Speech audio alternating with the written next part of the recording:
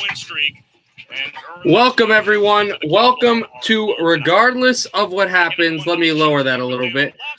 Regardless of what happens, welcome to the final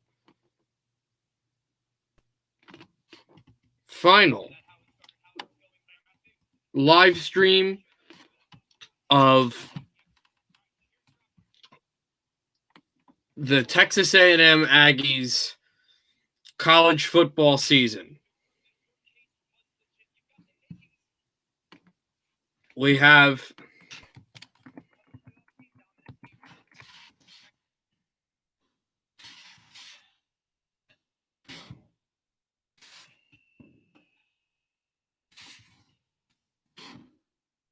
just give me 1 second. There we go.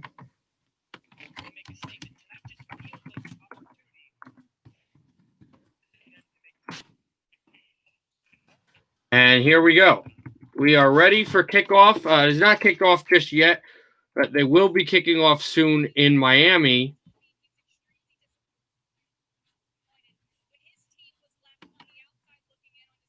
Yes, happy 2021, Josh. The first stream of the new year, and regardless of what happens in this game, because Texas A&M did not get into the fourth seed, this will be the last game, one of the most prestigious bowl games. This is, in fact, the last college football game until the national championship, which will be waged in about a week between Ohio State and Alabama. But here's an interesting thing to talk about. Texas A&M to win the Orange Bowl, which would be huge. Texas A&M is playing North Carolina. Now, as we talked about, there are top teams, the top first 25 teams out of all of the college football teams in the nation. Those are what are ranked, as I talked about before. And then there are the top 15, so the best 15 teams in the nation of every college football team in the United States. Here's the thing: Notre Dame beat two of them in the regular season. This is what I'm trying to explain. Notre Dame beat two of them. They beat North Carolina, and they beat a Clemson team that was heavily injured, including the starting quarterback who's probably going to the Jaguars in the draft, not playing in that game. Now, the reason why I say that is that was the argument made that A&M lost badly to Alabama, and also they only had one win over a top 15 team that was Florida. So if Texas A&M beats North Carolina with Notre Dame getting smashed by Alabama, the committee looks like fools. And Texas A&M would have and get more respect coming into next season.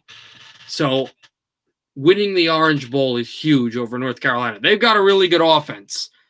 They've got a great receiver in Dyami Brown, a fantastic running back in Michael Carter, and another dynamic running back in Javonte Williams. Of course, the Texas A&M front four, our linebackers, defensive line, are best in college football. We've got one of the best offensive lines in college football. And this is the final game for quarterback Kellen Mond, who I believe is one touchdown away from tying the record that Johnny Manziel, one touchdown away from tying the record that Johnny Manziel holds for most touchdowns by any Texas A&M player. And he's 2 from breaking it. He's like third all SEC with touchdowns and passing yards and stuff too. So this is the final game for the starting offensive line in Texas A&M college. This will be the final game for their quarterback. So an end of an era. And obviously there's still great Texas A&M players. We'll compete next year. But this is an end of a great era. We didn't get in where we thought we would have, but Texas A&M did get pretty far. North Carolina has 3 losses. They're 8-3. We've only got one to Alabama in the second week of the year. 8-1, Texas A&M is. Here is the kickoff. This will be booted into the end zone, and Texas A&M Aggies are going to take a touchback. Kellen Mond, the quarterback, obviously, for Texas A&M. So now they look at the statistics. San Antonio born. He is a superstar. He's one of 3 quarterbacks in the conference, the SEC, which has been around since the late 1800s, to throw a certain amount of touchdowns. Yeah, so Kellen Mond trails Johnny Manziel with 1 touchdown, 92 to 93 touchdowns. And he could break that record for most touchdowns, no matter if it's passes, rushes, whatever, of any position player in Texas A&M history. And they've been playing football since 1875. Kellen Mond in the shotgun. Shotgun snap for Mond. Mond a handoff to Spiller, and Spiller will get about 2 yards. It'll be second down for the Aggies now.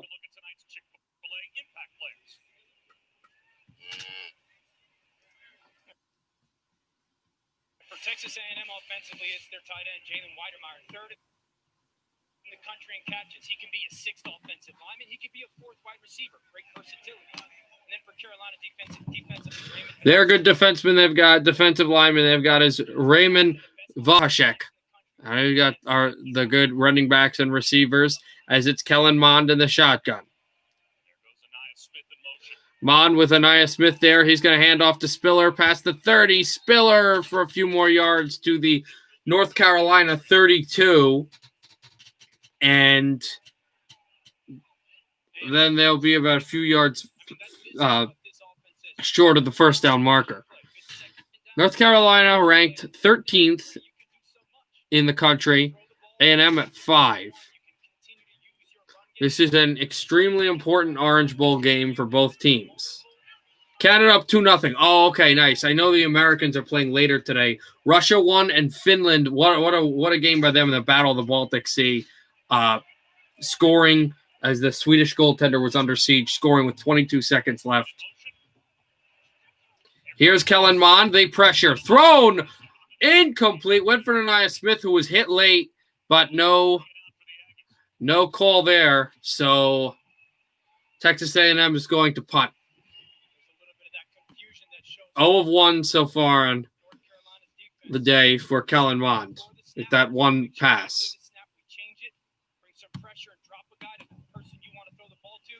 Newsome out to punt. It's Nicholas Constantino to punt for A&M. Nicholas, not Nicholas. Just how it's spelled and pronounced. They bring back some coverage men for the Aggies. North Carolina goes back to block it. They can't. This punt is going to be taken at the 18-yard line, and fair caught there. So this is where North Carolina will get the ball. They bring in Sammy Howell. This is the quarterback, an All-American freshman last year, sophomore, and he is an absolute gunslinger. Second-team All-ACC. That's their conference, the American Coastal. And he is 3 touchdowns behind the all-time leader quarterback in their history, Devin Durant, with 65 career touchdown passes, only as a sophomore, redshirt sophomore, and 65 he's got. He's a gunslinger. He can throw the ball. This time, though, they hand off, and right behind the line, he goes down. A&M defensively, Jordan Leal makes the stop. It's 2nd and long. What a play. Yeah, that was a fantastic game. They scored in the power play. That was a great game, Finland, Sweden. So Finland versus Russia, which is it's funny. Sweden always seems to have the number of Finland and be more mature defensively and faster and everything, and more physical, everything with their older teams, their actual national teams. Here's Howell. Howell throwing under the pocket. Caught, but only for about 4 yards. No, they will give him a catch. The A&M defenders, Walston with the catch, were saying incomplete. And after this series is done, I'll explain what I was saying about Finland and Sweden and their hockey clubs. 3rd and 8. It's a 2-yard gain. Howell in the shotgun. He motions. And now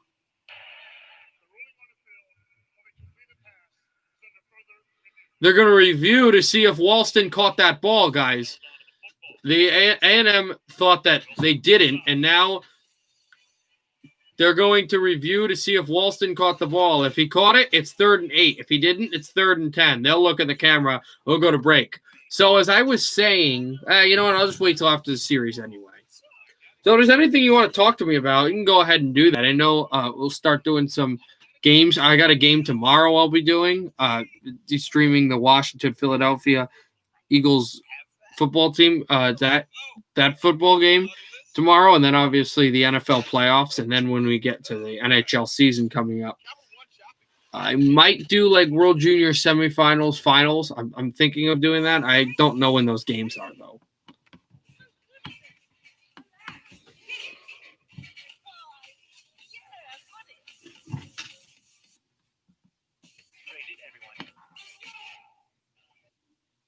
Everyone's so busy keeping up. Forget about the Joneses. We all on our telephones. The texts and the So just waiting here until they come back from break.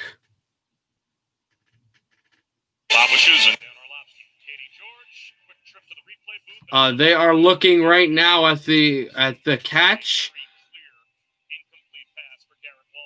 and what the look is now is that it is incomplete. So the call is reversed.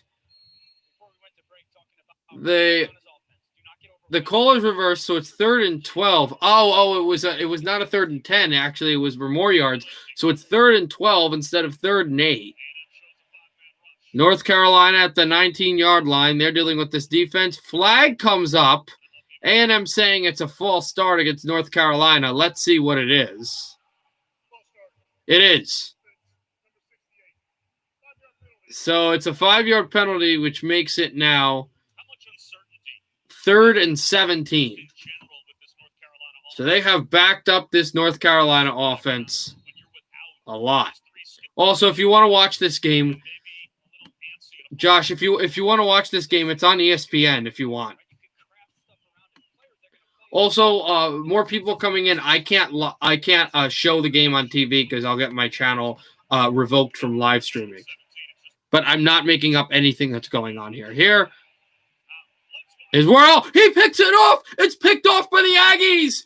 Intercepted in the red zone at the 14-yard line of North Carolina. Instant Aggie offense. Carper with the pick. What a play!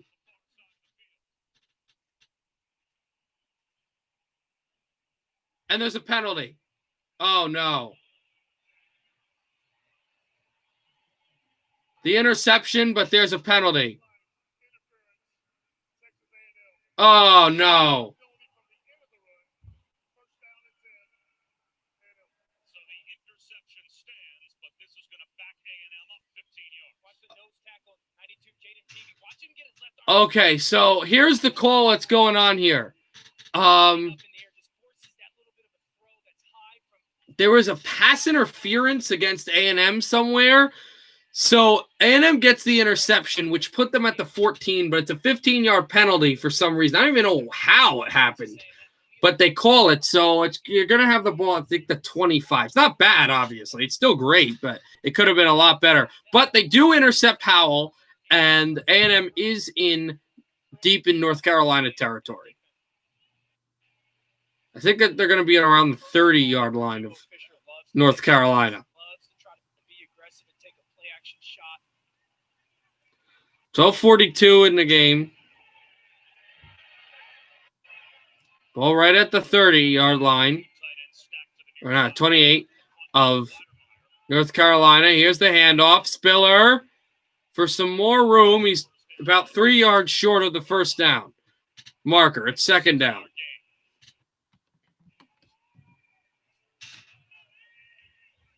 Spiller, number 3 in the SEC, nearly 110 Yeah, interception. Yeah, I just saw what you guys said. Hey, Tommy Tartar, nice to see you here. Yeah, interception, and I know you do watch North Carolina. They got a potent offense, but interception. But also, Howell didn't throw this ball at the A&M 35. Like, he threw it in his own territory. Mon, shotgun snap, handoff over to Spiller, pushing. You're only going to get about a yard, so it's 3rd down. And This is if they pass the ball here, this would only be the second pass attempt of the game for the Aggies. And this defense is daring them to throw the ball. They got to go ahead and do it. I think you have to. I know it's 3rd and 1, but I think you have to throw the ball here. North Carolina's got a good offense. You've given up long drives to teams that don't have good offenses, specifically the Texas A&M side, I'm saying. And you don't want to play a field goal game with these Tar Heels. They're a good football team. Kellen Mond, he'll hand off. Spiller got tripped up, but then he dove forward. You're going to have to look where the knee went down. His progress was past the yard mark, but he did get tripped up. No, first down. First down, so they go for a Spiller sweep, and the Aggies pick it up, and they will move the chains. Let's see that. The handoff, they trip him up, but yeah, he definitely falls forward. You can clearly see that is a first down.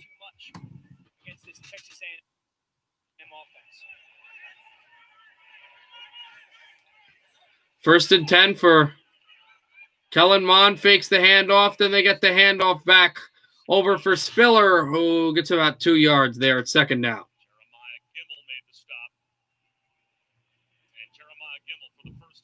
Mond is 0 of 1 with an incompletion here passing. Everything else has been runs. Also helping the Texas A&M pick inside the 14. It got moved back, but still. An all-senior offensive line and a senior quarterback out there, junior running back. This is a very experienced and senior, by the pun, Texas A&M team. Over the hands, a slant over Jones. And it's 3rd and 8. And the second pass of the day by Kellen Mond is an incompletion. You see the red zone numbers. Anyone watching this game on ESPN, you can see them there of the touchdown scores. Super important for him to make sure he doesn't get confused. Don't buy what Carolina's defense is trying to sell you before the snap. They'll show you, hey, our safeties are going to be over here. Here comes this, and then all of a sudden it's a different picture. So it's got to make sure. 10:08 to go. 3rd and 8. I haven't played this team. This is a kind of a different team that they've played. Mond throws a short screen over to Spiller. He gets the first down. No. They say Spiller was short of the first down again. And they are going to go for it here and not kick the field goal.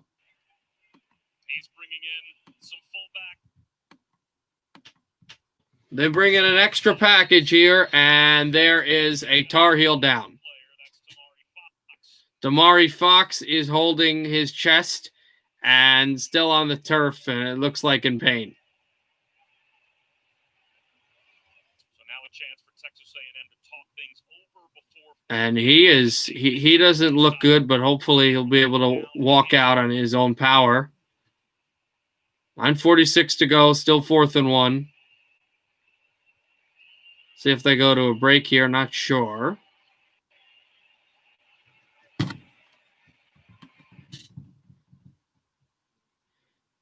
A&M has this chance to get the first down here.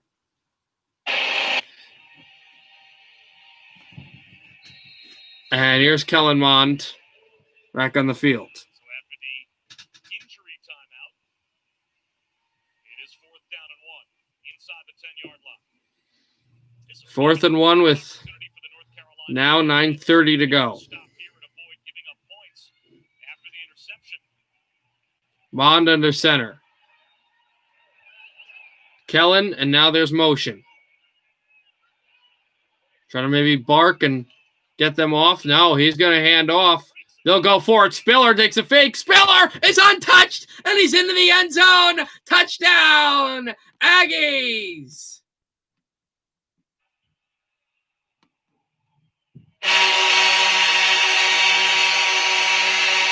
9-yard touchdown. Spiller right into the end zone. He pushes ahead, and he's had a good day. And Texas A&M has a 6-0 lead over North Carolina.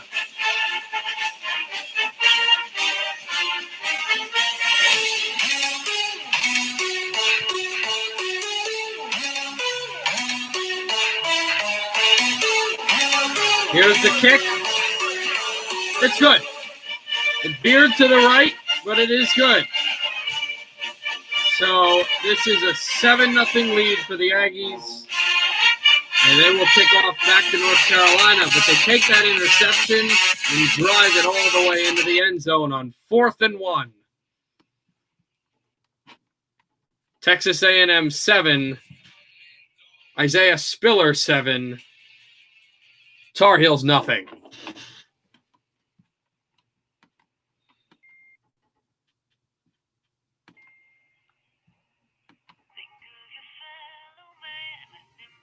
Hey, Chris Link, welcome to the channel, and I guess you're a Texas A&M Aggies fan. Nice, glad to have you here. Obviously, I mean, it's a stream for anybody, but it is biased because of me, obviously biased for Texas A&M. So we won't be very enthusiastic if North Carolina does something. So obviously, I've made myself clear on this channel that for Texas A&M that they should be in the playoff, that they should have played Alabama yesterday, and Notre Dame should not have got in. But here we go. One of the two teams that North Carolina beat that was top 15, Notre Dame beat that was top 15, and the only one at full health that they did beat that was top 15, A&M's got a chance to do that, and that's North Carolina. So the committee would look pretty silly too if A&M gets a big win here against North Carolina, because there you go. You didn't put that team in. They drove down the field. You didn't put that team in the playoff, and they literally did what Notre Dame did, and they couldn't do anything about Alabama. Well, A&M didn't either. Well, that was earlier on, like when no one knew what was happening, and they didn't have an identity. A&M has one now, which is nice, because if you are a Texas A&M supporter and fan, you probably don't. Or probably remember that Texas A&M, after Johnny Manziel, never really had a true identity, and now it feels like they've got one.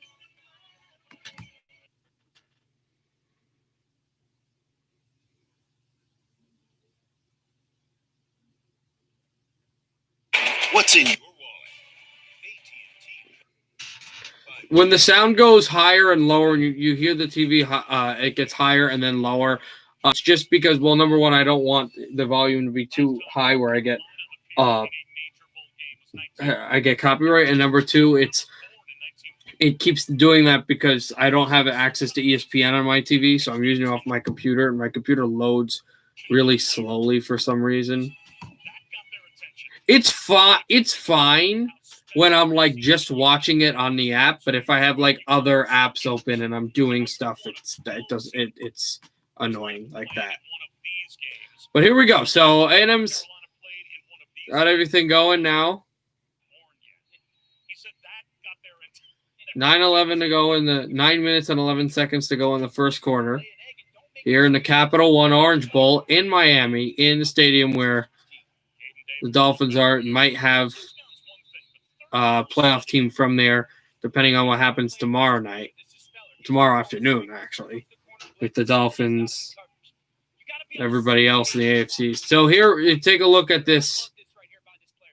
He's got vision on Kellen Mond right there, expecting the football. Kellen's like, okay, you got eyes on me. I'll get that ball into my hands, and that 3rd and 8 becomes 4th and 1. So let's take a look at the Isaiah Spiller, how Isaiah Spiller's done, and late in games, A&M will find ways to get balls deep to their receivers. So see if that can happen. But right now, they got to play defense. One of the better quarterbacks in the country. They've picked him off. Here's a big handoff. Here is the first great running back play, a first down, right past the 30, and it is another penalty thrown. We'll see if this is against A&M after North Carolina just got a first down.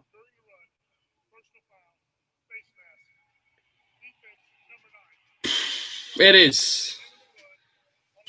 It is a penalty. It's a face mask penalty against O'Neal Jr., one of the best defensive players for the Aggies. And so North Carolina gets the first down anyway, and then they get some more. So they got a little boost to their offense, trying to go down the field and tie this game. Aggie fans, this won't be easy. This is a good team.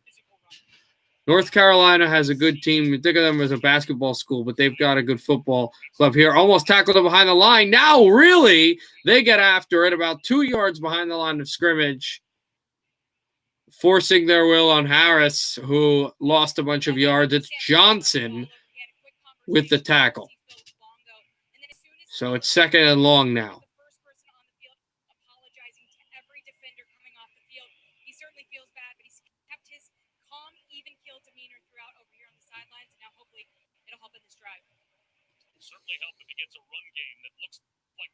Here's a play action fake. They're going to throw over the middle. North Carolina converts. It's the tight end who gets it, Walston. He was the one who dropped the ball, but initially they called a catch, if you remember, earlier in the first quarter. He brings North Carolina into field goal range. Here's a handoff for about 3 yards, and it was going to be a pretty big one, but a trip up on Henderson. And A&M's needs to be happy that they've got this potent of a defense, because this is a really good running back tandem. They don't bring too much. Everybody's out in coverage. And here goes Howell. He's going to run for this past the 20 and tripped up at the 10. At the 12, they put him. First down, North Carolina, 7:31 to go. One of the few drives where A&M has just gotten bullied offensively.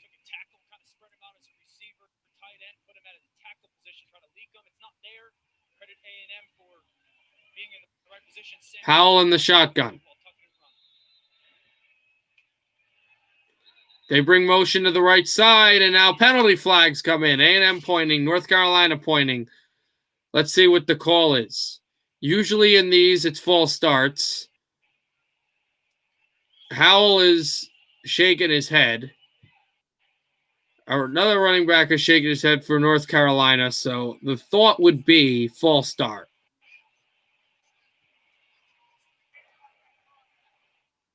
It is.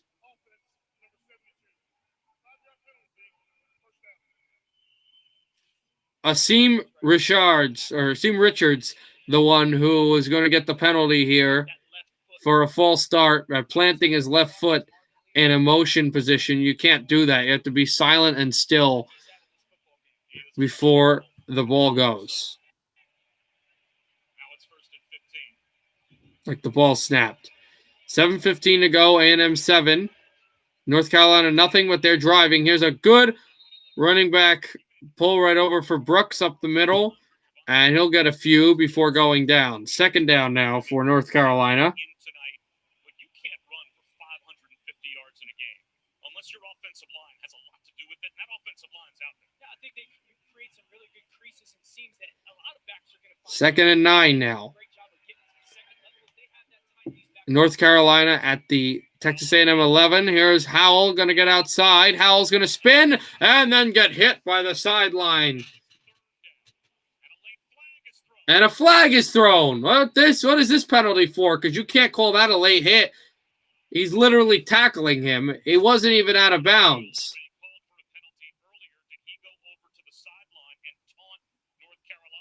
Oh no, A&M might just got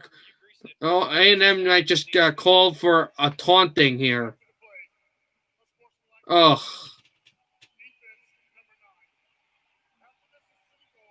Oh, this is horrible.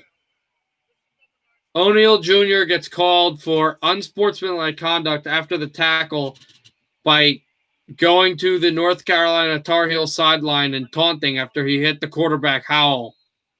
There's no reason for this. There's no reason for this. Where's the fine line, right? Are you being emotional or are you taunting? You know, and I think that's. They're saying, "Oh, he's emotional." That's fine, and I love emotional football, but don't go to their other sideline. First down, Howell Fakes it, throws to the end zone. Nobody there. Incomplete. Out of the pylon, and there was really nobody. I don't think there's intentional grounding in college football. If there was, though, it definitely would be that case because there was nobody in at all there. 6:07 left in the first quarter. 2nd and goal for North Carolina. Trying to punch it in and tie this game. A&M's made some bad plays. They've made some good plays. They've also solid plays. They've also made some bad plays like O'Neal taunting the sideline, which has given North Carolina life. And this 2nd and goal opportunity. Well, it's the 1st and goal. In fact, here's Howell running away from it. Howell is going to get sacked. First sack of the game for the Aggies. Howell goes down, and it is 3rd and goal and long. Texas A&M with a fantastic defensive play. Artistry. That is Picasso painting right there. You see him just get off the block, wait, time it right, and then the quarterback Howell, who's tried to run a few times, tried to cut to the left sideline, make a rush towards the end zone. Nothing to go there. Just nothing there.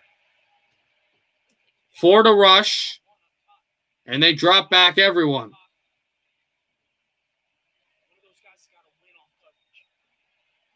They've got to snap it soon. They snap it at the final second.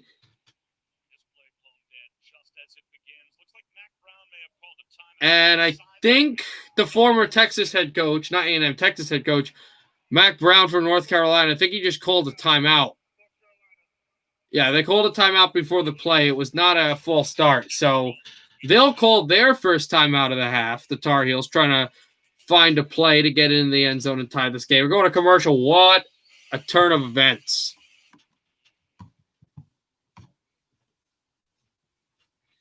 How that has ended up. Whatever you want to do out there, we've got the truck to get it done. Yeah, if Carolina doesn't win, the committee looks pretty stupid. I'm sorry. They just do. Tomorrow's a huge day it's a huge day for NFL football. It's really exciting. And I'll be excited to do the live stream tomorrow between Philadelphia and Washington. 3rd and goal, yes. 3rd and goal coming up as they have this timeout. The national championship between Ohio State and Alabama will be coming up, but I don't think I will be live streaming that game. I don't really like either team. I don't have a real interest to live stream that game. I will be live streaming NFL playoffs and NHL stuff though.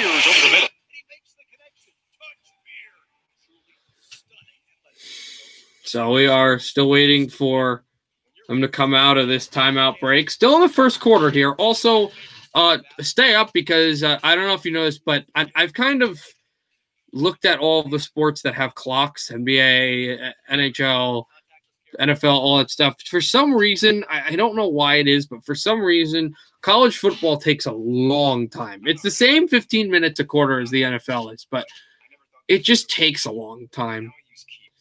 I think one of the reasons why that is Texas A&M will take time off the clock with like long methodical drives. Most teams don't.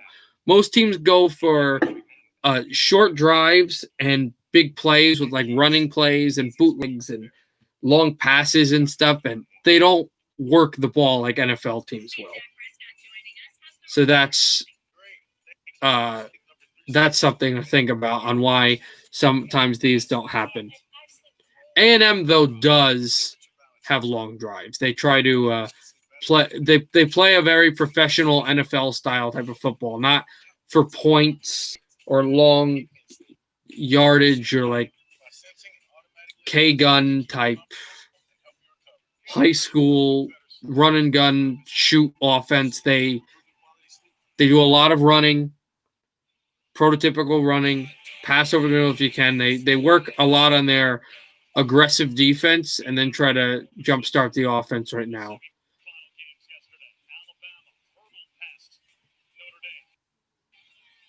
And then these are the two teams that won. In red and white and silver is Ohio State from Columbus.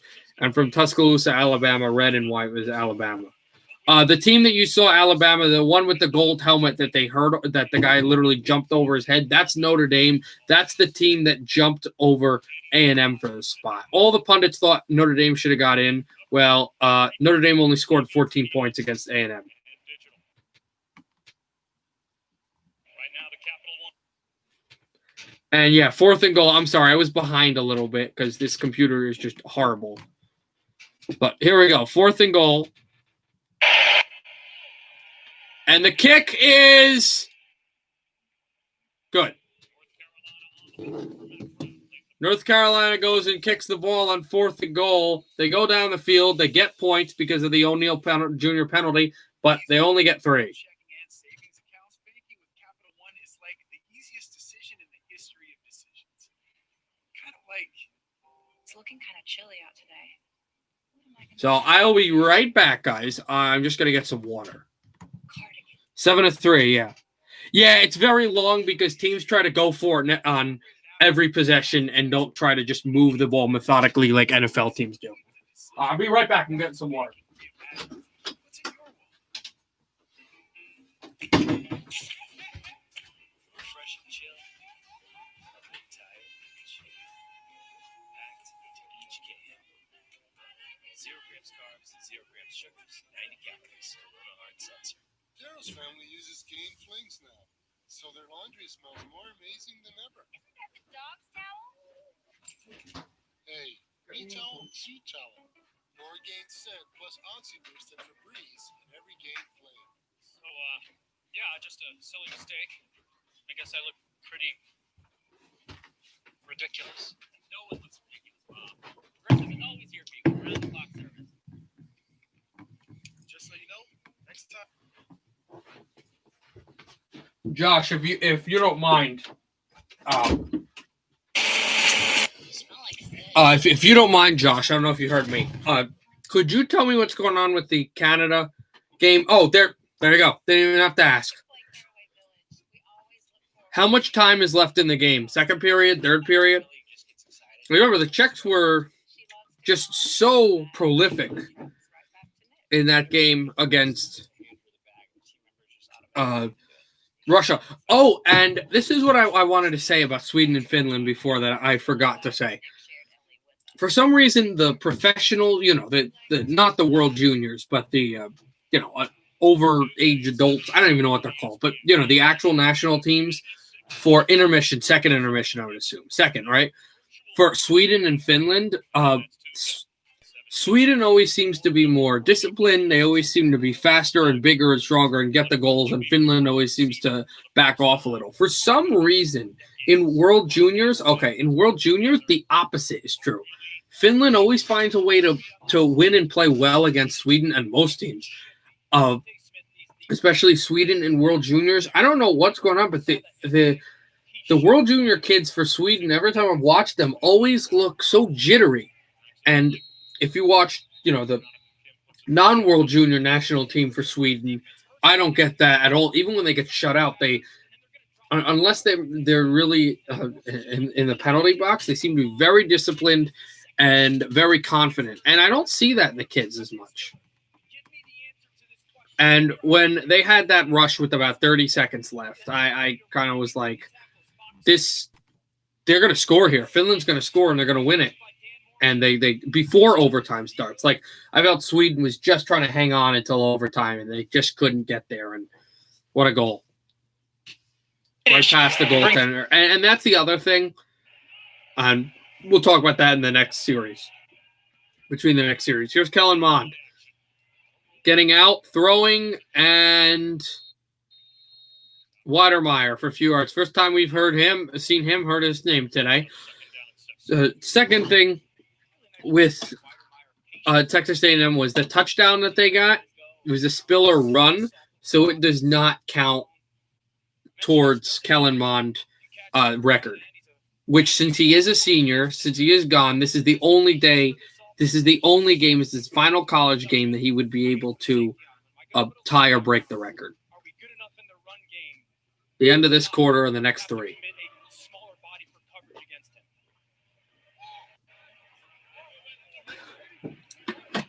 Mond in the shotgun. 2nd and 6.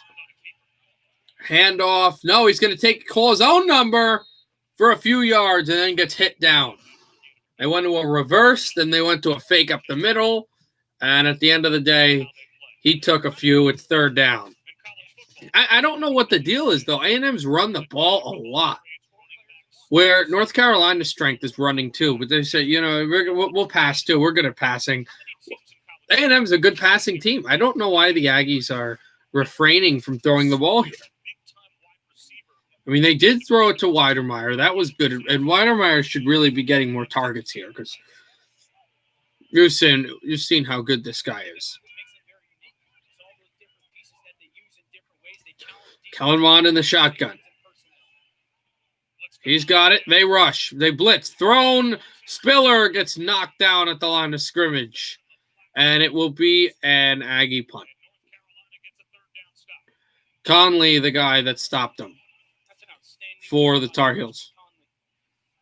You bring that pressure again, and instead of playing man coverage like they did on that first third down, they play zone. Conley's sitting right there. Okay, Spiller, you come to me. Be disciplined. Newsome is back again. Drive and make that hit. Something to know, North Carolina will be receiving the kickoff in the beginning of the second half. Is enormous. It's a totally different grouping on your third down play Just call. that 2-yard difference. Absolutely. It's a 3rd and 4, the run game can still be a part of it. 3rd and 6, you're so much more likely to pass. That's when you can dial up those confusing pressures from North Carolina defense. Here is the punt. This looked like it was going short. It's going to be caught and returned back at the 25, back past the 30, past the 40, past the 45, to the 49. It didn't look good for Newsome, but then he was able to make it huge. And North Carolina just outside midfield, so they are going to have good position for their next drive. Broadcast out with megacast coverage on ESPN, ESPN Deportes, ABC, the app. So January 9th is going to be the first day of the wild card weekend. Oh, yeah, there's going to be a lot of football to live stream. That'll be some really busy days of streaming. Saturday, I believe it's next Saturday. Yeah, next Saturday. So get ready for that. That'll be fun. Here's a handoff right past the 50. Usually Saturdays they start at 4:30 and then they start at 4:30 and then the 8 o'clock game, and then the 1 o'clock game on Sunday and then the 4:30 game. There'll probably be 2 1 o'clocks on both days, 2 4:30s and 2 8 o'clocks. So we'll get a late night game on Sunday, which will be kind of cool. Handoff and dumped.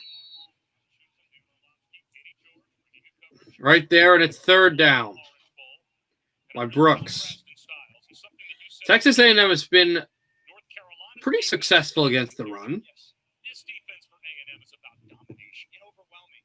It's just like they're So physically see what they say. They're commenting how dominant, how big this defense is, and they make you unsettled because they're I gotta say, relentless effort. since they're gonna hand out compliments, I'd hand out some compliments to the North Carolina side. They've got some really physical corners on the outside. When we run out to the outside, they do the job. Here is a short throw. Got to get and tackle the man. That was not a great tackle, but they did the job. It's short of the first down to gain, and it's short of field goal range for North Carolina. So unless they go for it here, it should be Kellen Mond, who right now is studying a playbook or something with his helmet off, should be getting his helmet ready if North Carolina is to punt this ball. They're not. It doesn't look like. No, they are not punting. North Carolina going to go for it on 4th and 3. It looks like, that was the end of the first quarter, so they're just going by, and they're going to relook at it to see if they want to. End of the first quarter, A&M leads by 4. 4th and 3 coming back just outside after midfield. So we'll see what North Carolina does. But the Aggies lead by 4 in the Orange Bowl after quarter 1.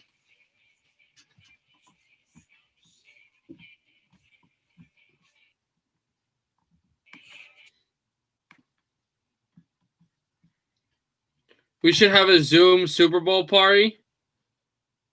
Maybe. I mean, that would be cool to This live is about stream as well. But I don't think I will. I think I'll be enjoying it. I don't know the day though.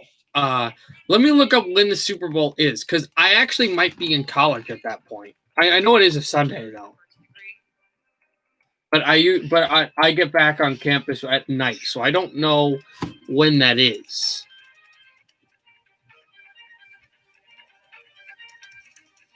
This is your idea of incognito?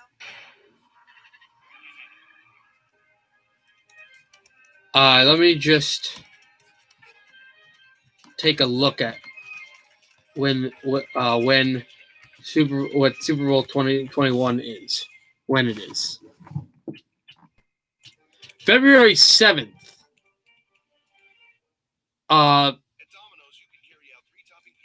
Yeah, I'll be on campus then. Actually, school doesn't start on the 7th, but it starts on the 8th. So yeah, I'll be on campus. So I could, you know what? Since I'll be on campus, I might live stream it. I'm not sure, or we could do a party. We'll have to think about it, Tommy. That's something I'll have to think about. But that's down the road. That's more than a month away. What'll be cool about that is that after the Super Bowl is over, they could just fully. Well, other people will be watching NBA, and I mean, it's interesting. I'll kind of like pay attention if a score's on or a game, but I could fully really think about pay attention to the NHL, which would be great, be fantastic.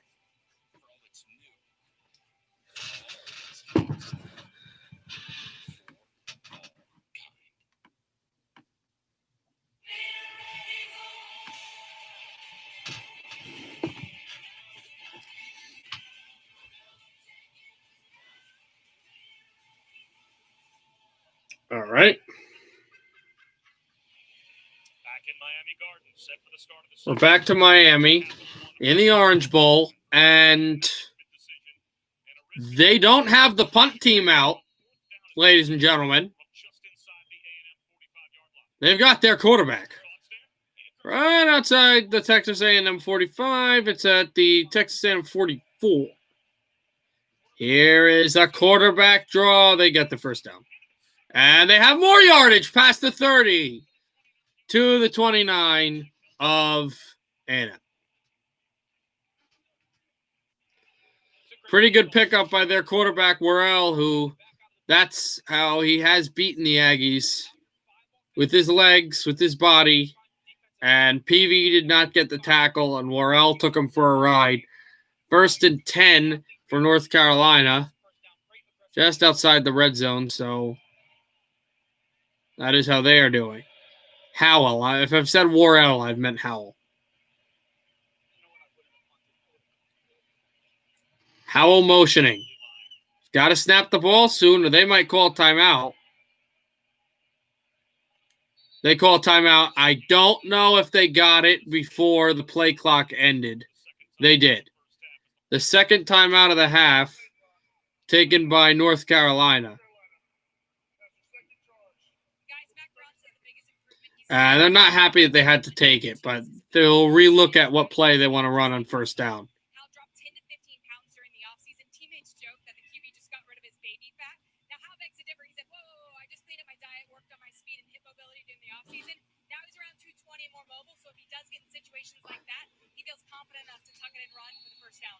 And he only eats chicken, right? Doesn't that put him in like a Dan Orlovsky kind of a category, right? Like skinny quarterbacks that only eat chicken?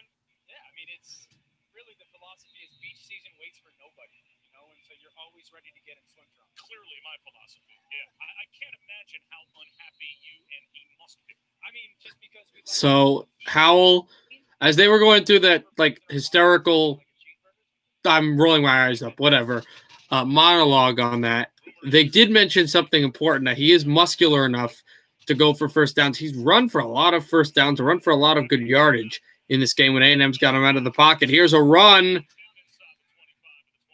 up the middle. Henderson will gain a few. It's second down. Watching Sam Howell, look, he's pointing to the sideline, but also pointing at Andre White, like, hey, Sam DeMarvin Leal is there as well. I think Sam Howell's going okay. I don't think that was part of our game plan. We don't want to run this play towards those defenders. Timeout was worth it. 2nd and 5. Howell in the shotgun. Gets the quick counter up there, and good running play, but A&M has been stout on it. They hit Henderson again. It's 3rd down. How often that happens when you're back there. You've obviously been in that position, but you're looking over at the sideline saying, does anybody else see this guy here? Am I the only Well, I mean, you know your game plan so well, and there's probably very big talking points like, hey, we don't want to run it when DeMarvin Leal and Andre White are stacked on top of each other or something like that. And Sam might have gotten the call and be like, wait, guys, that's not part of our plan. And so just making sure that the communication is there and understanding that it's exactly what you want, especially such a big possession. So here's Howell again in the shotgun. Howell handoff Brooks. He gets it. A 1st down for North Carolina. They're in the red zone. And so A&M's got to make another defensive play. And their issue, I don't remember which game this was against. It may have been Auburn, may have been Tennessee. But remember the issue where Texas A&M was getting fit into long drives. They were doing semi-successful, but then they ended up chasing a good amount of the game before they were able to come back. Wasn't so much that they were playing bad defensively, but that their offense wasn't providing enough support, not necessarily in points, but in yardage and momentum. This is kind of what's happening here in the last game of the season. Last time North Carolina down in It'll be 2nd down for the Tar Heels. Discombobulated. No De'Ami Brown. No backs that could be pass catchers that you know of. So Phil Longo's got to figure out, okay, can the receiver win one-on-one in the red zone? Okay, what tailback can actually catch the pass as a receiver on the backfield? Finding his way. They got the 2nd down here with about 12 and change to go in the 1st half. High snap, Howell. Howell throws it to the outside. Out of the hands, no flags. Simmons, his first time that he's been targeted, and it's 3rd down and 10 as North Carolina tried to go for the first touchdown of the game for them. Punching. Sitting there too much at the line. Just go. You got to go vertical. Now 3rd and 10. This is again where, okay, 3rd downs are about who's going to win. I've mentioned this before. A&M's got big signs up at their bench, probably the play that they're going to run. 9 plays, 6 rush, 3 pass. On this drive for North Carolina, they have a blitz. Go with the blitz, and the front defensive lineman able to take down their top running back, again, Henderson. It will be 4th down.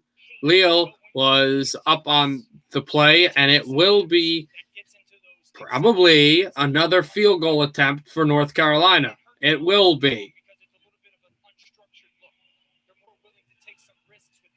I think this might have been the LSU game that was like this, where they went for a few more field goals and they were cutting into a lead. Not exactly sure which game, but there was a game like that. All games, of course, that I mentioned, A&M won all 3, but it was a scare earlier on at about this point. Kick is up the middle, and it is good. North Carolina now trails by 1, 7-6. So A&M is going to be losing in this game if they don't come away with some points. But it is Texas A&M 7, North Carolina 6 in this game. So far, a little bit early in this second quarter.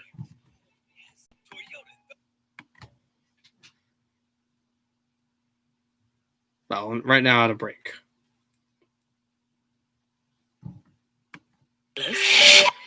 Also, Josh, you want to let me know what the score is for the hockey game? If you're here, if you want to let me know, that would be good.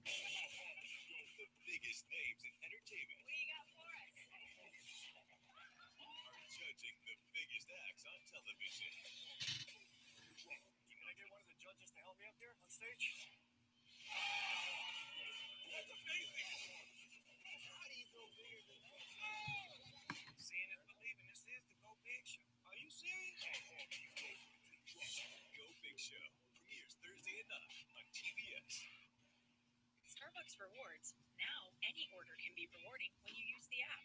No matter how you pay, you'll be closer to earning rewards and getting more of your favorites for free. More ways to pay, more ways to get rewarded.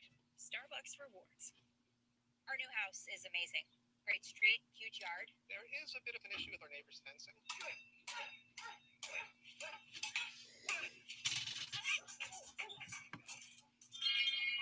So,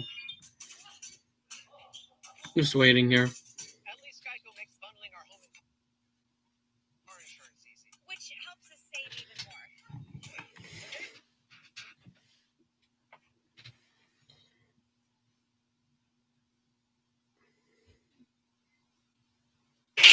Monday, January 11th. All right, we are So much pressure. ready for this game, and we're back, but they're going to talk about the national championship, even though probably nobody here on the stream cares. I mean, I kind of care. It'll be cool to see who wins. I think Ohio State will win, but I don't really care too much. He went up against the best team that they played this year, and he was tremendous. Best I've ever seen him play. Now I know it's 2 years, but that's his best performance. He had some struggles. 11:09 left in quarter two. North Carolina getting the ball back to start half two, so A&M would like more points, obviously. The CFP National Championship, and if Justin Fields puts up numbers like that against Alabama, we will have another script that we did not think would be written because they were pretty heavy underdogs to Clemson, and they'll be pretty heavy underdogs again to Alabama, and why not? I think that game is so deep because both programs are like NFL programs. Both coaches coach like they're an NFL football team. It's loaded with NFL talent. Ryan Day was Here's Mond in a shotgun that talked about Ohio State and Alabama, how they're like NFL programs. Want to talk about like an NFL program, NFL team? Talk about A&M. Here's a big first down, and it might be more. Past the 45 to the 43 of North Carolina. Smith. And there's your passing game. There's your passing game for the Aggies that was desperately needed. And it's a the middle, and Texas A&M converts. Saw this online yesterday. Somebody petitioned. I'm not gonna be involved with that on stream. Whatever. I'll talk to you about this off stream. Option play close to the field goal target line, right past the 40. It's second down. And it's Kellen Mond who took the option. He's starting to call his own number as well. For 4 yards, and it's 2nd and 6. In Anaya Smith, you can be the pitch guy. That's as a defense, you're lining up okay. It's the same people on the field, but it's a completely different look for personnel, completely different look for your formation. That's the challenge that A&M kind of presents to you on a consistent basis because of all those versatile pieces. Kellen Mond in the shotgun. They're at the Tar Heel 40. He's going to call his own number. He's going to rush the edge. Past the 30. Close to the 25. And brought down into the Tar Heel sideline. I was waiting to see if there was going to be a penalty flag because it looked like he got horse-collared. There will be something. I don't know if it was horse-collar, late hit out of bounds, something. This penalty, I believe, going against North Carolina should benefit the Aggies. Yep.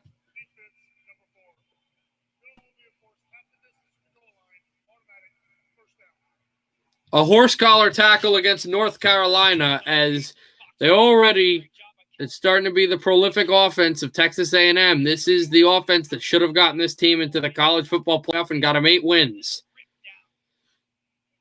And a straight up horse collar tackle to edge him out of bounds, and they cost yards anyway, and it really cost them yards there.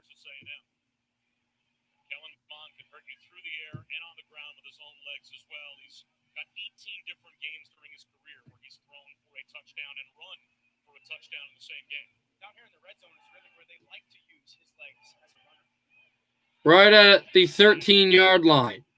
Mond to the end zone. Incomplete. Looking for Anaya Smith. Penalty on the field. Penalty flag thrown into the end zone. and this might be a pass interference or a holding call against North Carolina. It's in the end zone, so no, that's right. No spot foul, so it'll be 15 yards regardless.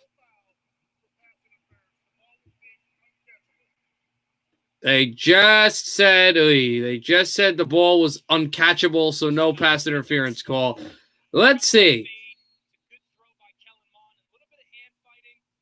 I don't agree with this call at all, guys.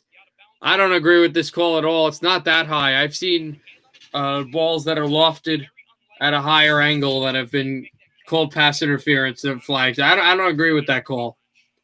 I was kind of ready to, but no way. 2nd and 10. Kellen Mond getting out of pressure. Mond's going to run with it. He'll get a few yards. It's 3rd down. Right down to the 11. Goes Kellen Mond on the RPO. The run pass option, which he diagnoses that there's a blitz that came after him, and he was able to kind of went down on himself. He made a juke and then fell awkwardly forward, but still.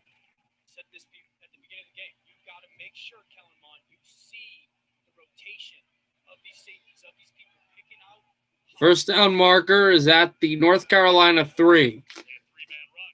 Cardinal 3. Here's Kellen Mond going to run with it. Kellen Mond is wrapped up before he got to the first down marker, but they do get a first down. Or not the first down. They do get past the line of scrimmage. The linebacker leader, Asante, with the tackle. 8:10 to go, and it's 4th down, so they can go kick the field goal. Seth Small Jr., the guy, to go kick it. If he makes the field goal, A&M up by 4.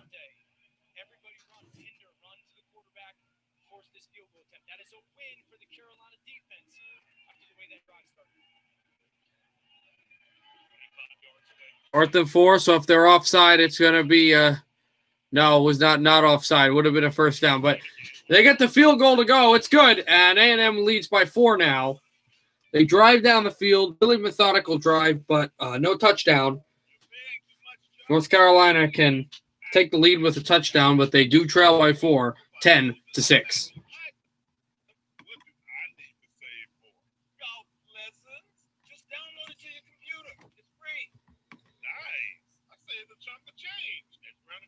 No, I get that it's I kind of thought that it would have been a joke, but maybe it's not. But yeah, that would make sense.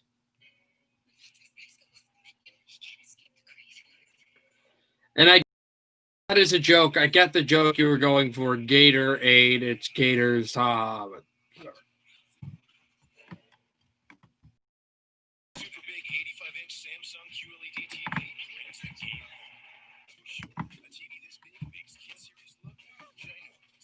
QLED TV. Game shows, like an even bigger deal. And medical dramas. So right now, just still waiting for this game to come back.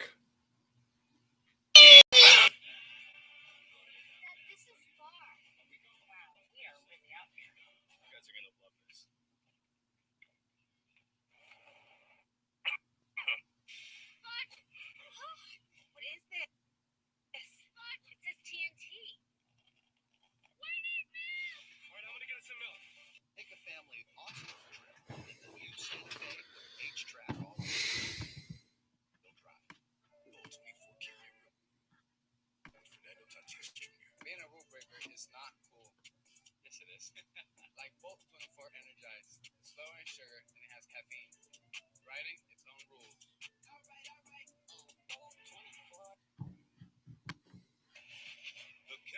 So we are back.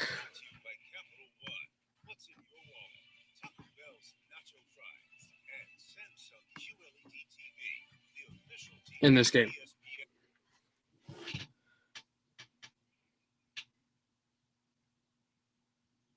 And we've got 2 squaring off tonight. Mac Brown, of course, got his North Carolina going to get the ball back here. at Florida State. He won the national championship in 2005, and he was in charge of Texas and also went to another national championship. They lost to Alabama, so he knows national championships. He also won a national championship. Jimbo Fisher, the head coach of Texas A&M, in 2013 when he was the coach of Florida State when they won against Auburn. One of those teams that other teams want to beat, right? So in a short period of time, he's accomplished a lot of what he hoped, and the recruiting we know is coming at Texas A&M. And then for Mac Brown, he just talked about how much fun he had this year, how rewarding it was, because he knew he helped the kids get here. And that was the most important thing to start this season.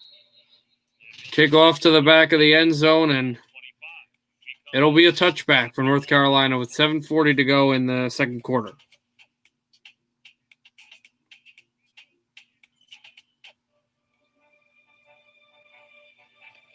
So, go right back to commercial.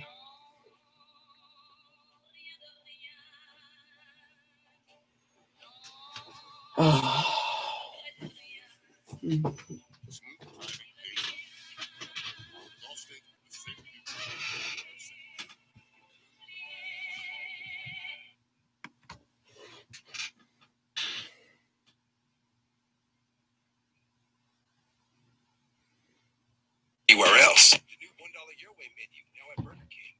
Josh, if you're here, could you tell me who is winning Way better. the Canada Did you game? know that your clothes can actually attract I will look it pet up. hair? With new Bounce Pet Hair Lint Guard, clothes can repel pet hair. How the shoe on the left attracts pet hair like a magnet. Pet hair is no match for Bounce. With Bounce, you can love your pets and lint roll less. On a superstitious Fansville by Dr. Pepper. Honey, come on, this is Dr. Pepper. We're gonna be late for the game. For my lucky pants. You seen them? There was a problem at the cleaners. They shrunk your lucky pants. My pants. Next time on Fansville. Canada's up 2-0. We're going to see the period. Gloves his pants. Third period right now. How you doing? Dr. Pepper, the official drink of Fansville. These folks, they don't have time to go to the post office. They have It's not saying exactly what time in the third period, but they are in the third period. They use And they're up to 2-0 with goals by Dylan Cousins and Bowen Byram. Bowen Byram, the great defenseman of the Colorado Avalanche. Dylan Cousins, I believe, Anaheim. Not from, but playing there. And never go to the post office again.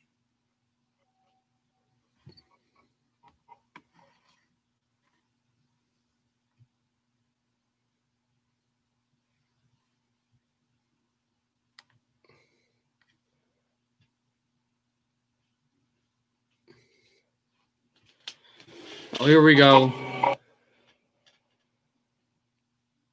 We are back, or we should be back soon. Future of fitness isn't dumbbells. It's revolutionary digital weight that learns as you get stronger.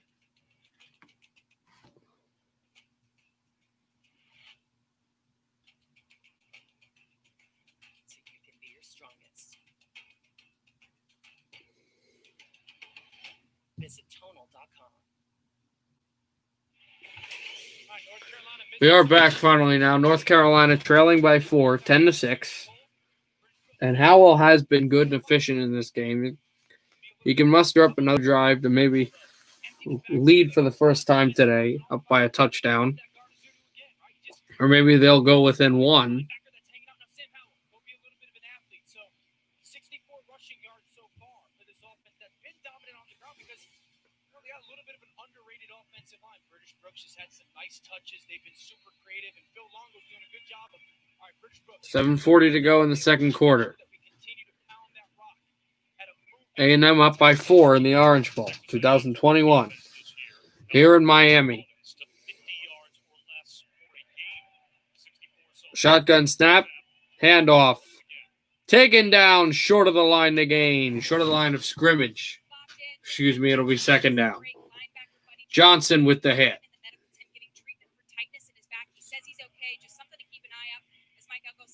6'2", 240-pound senior from Dallas in his final game as an A&M Aggie Buddy Johnson, who's had a few great tackles today, gets another one. It will be a gain, but only of a yard. Here's Howell. Takes a steep drop. Going to throw the ball long. Nobody there. Incomplete. Had two Aggies on him. It'll be 3rd and 9.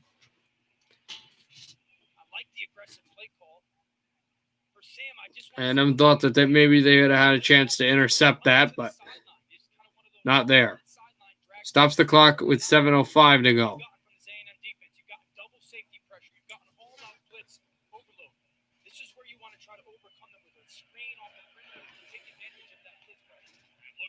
Here's Howell. Short throw. Screen. Will they get the block?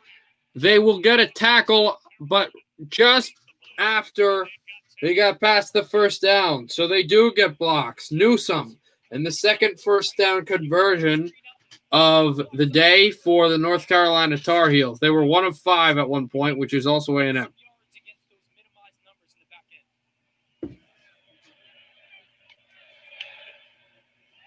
Here's Howell, play action fake. He gets out of there. He's still running and will trot out of bounds into the North Carolina bench. Sideline. Yeah, I mean, and does that have anything to do with who they're missing? That's part of it. Who they're missing, do they have those guys with the ability to make those big, huge, explosive plays, but also understanding who you're playing against. You know, you've got to be really efficient with your possessions. Texas A&M does a great job of owning the clock and also scoring with it. You've got to be a little bit deliberate with how you're going to go about your offensive play. Howell in the shotgun. Play action fake. He's going to toss it long. He goes long. Incomplete are their flags. There are not. 3rd down. A&M with a great defensive play by guarding the receiver down the sideline, and it was kind of an equal push-off by both players, so they let him play. Referees did. You're giving away the route. Jalen Jones knows the route. Excuse me. Blades knows the route. Like, you know, Brian George. He knows the route. You peek back that early. 3rd down and 9. 6:06 to go on the second. 3rd and 9. Oh, they might have caught A&M offsides. He was unabated to the quarterback, so Defensive line sprint up or then gives Sam Howell a free play. They blow it dead. Offside. Defense number 92 with contact. it's still 3rd down, but instead of, I think, 3rd and 6, it might be 3rd and 1 or 3rd and 2. There was an offside call against the Aggies. 3rd and 4. It would have been 3rd and 9. It's 3rd and 4 now because of the offside call. And actually, interesting, there's a rule that they've been doing to help decrease hits and concussions in the college football and NFL, and I don't really like it. It's like if there's a free play, they won't give it to him if the linebacker's unguarded and has a straight path to the quarterback. Like, let him play. Let him see if he can get past him and make a play. Howell throws short, caught it, and this will be a 1st down and more. Running right past the midfield to the 46-yard line of Texas A&M, and they will convert. Newsome, the punt returner, on 3rd down.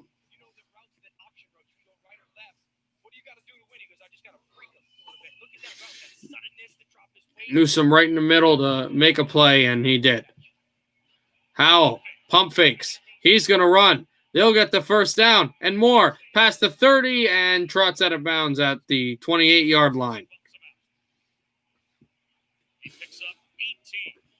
An 18-yard gain. They are starting to just put a lot of yardage on the A&M defense.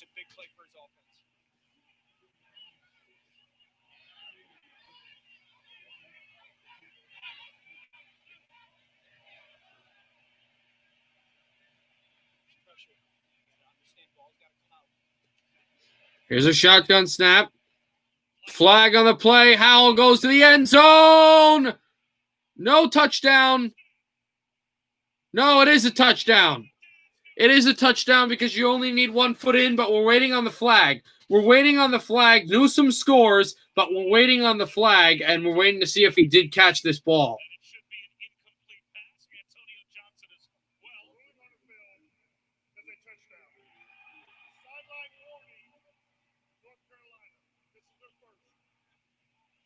What? How did Daz Newsome hold on to that football? They say he caught it, but there's a flag up on the North Carolina sideline called a sideline warning. I don't know how that works. Is that a penalty, or are they just saying that? If that is, why would you catch the flag? Let's see. The ball bobbles. That's a catch. Yeah, that's a catch. That in college football, that's a touchdown. But what is this with the no? Okay, that's just a warning. It's not a flag, which is stupid, but it counts. Touchdown, North Carolina.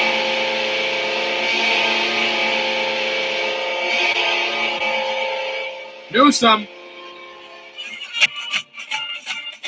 And it is 12-10 North Carolina, but they are reviewing this. They're reviewing this play to see, but here's what I don't understand. So review the catch. I think this is going to stand, but anyway, and the commentators going, oh, it's an amazing catch. How did he hang on? Yeah, it's a pretty good catch. But what I'm not understanding is this sideline warning stuff. Their sidelines were too gapped on, so they're saying if they call another warning, like in school, when you do something, it's like if you get another warning, here's warning one. If you get another, you're in like detention or whatever. Like really, like that's what you're gonna do? Like you're only gonna give them a warning once because they're too close to the field. Number two, because officials should already be doing that. Number two, on the play, number two with that stuff is, you know,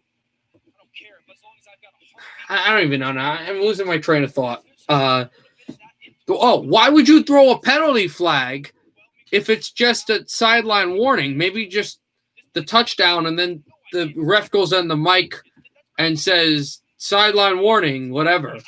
But why would you throw a flag like that? That thinks that there would be a penalty. They're still reviewing a catch, but the sideline warning would not wipe the touchdown off the board, which to me is ridiculous. Here we go. I'm pretty sure this will be a touchdown. Let's listen in.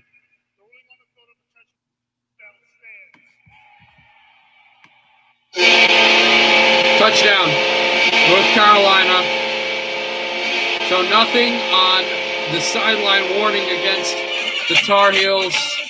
They take a 2-point lead. They'll have a field goal to come. Their first touchdown of the game.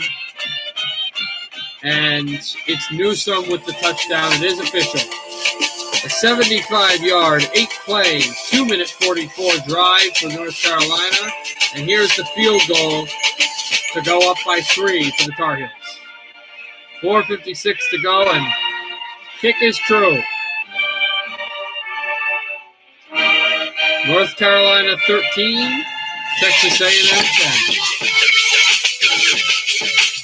Newsome and the Tar Heels lead for the first time tonight. North Carolina by 3.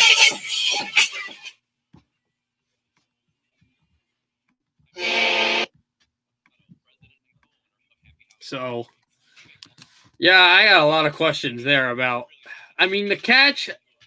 No, I have no problem with the ruling on the catch.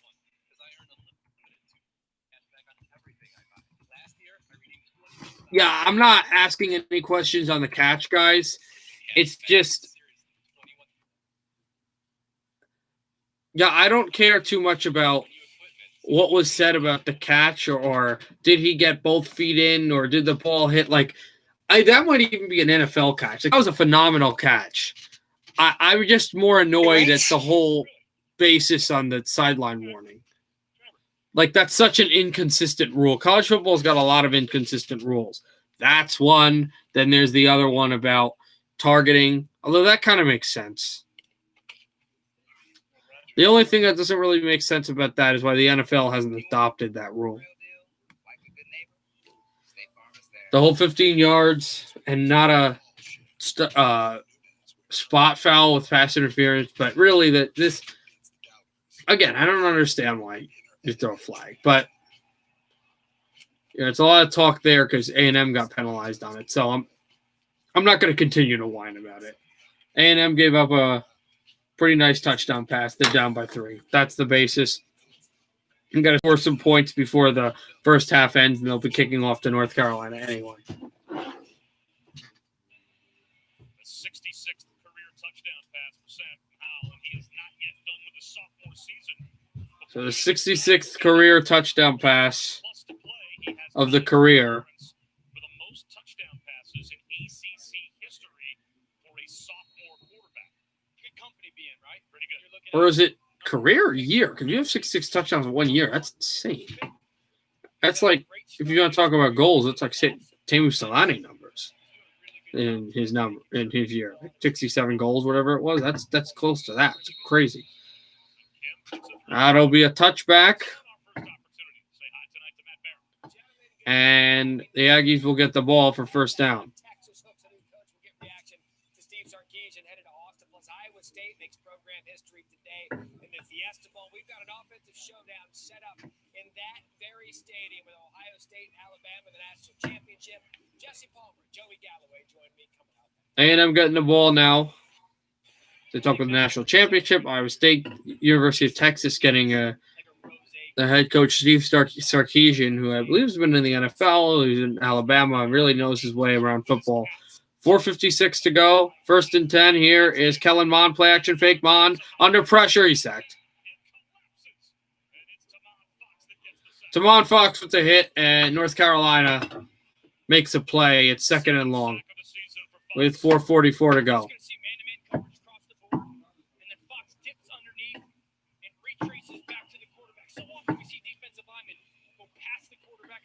A&M trails by 3, 13 to 10. First time A&M's trailed in the first half since their game against Auburn. They've only trailed in the first half twice in this season. Before against Alabama, the one game they lost, and against Auburn. This is a team not from the state of Alabama who has forced this issue, and a running back throw to the sideline is just short of the first down marker. It'll be 3rd down coming up in a 13-10 game.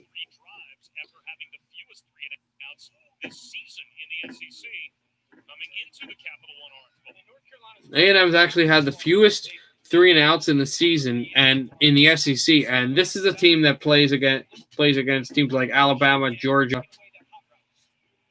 Florida, Auburn, teams like that are real good. Team in the national championship, and this team has less 3-and-outs than them. Here's Kellen Mond throwing on the run over the middle. Oh, it was a catch. No, it was a catch. What a catch at the 45-yard line. Lane. It's first down for the Aggies. Kellen Mond, jump pass, Lane. Just sat in the flat, and he got it back for the Aggies, and he did there against a really good North Carolina team. Talk about how this team is for real.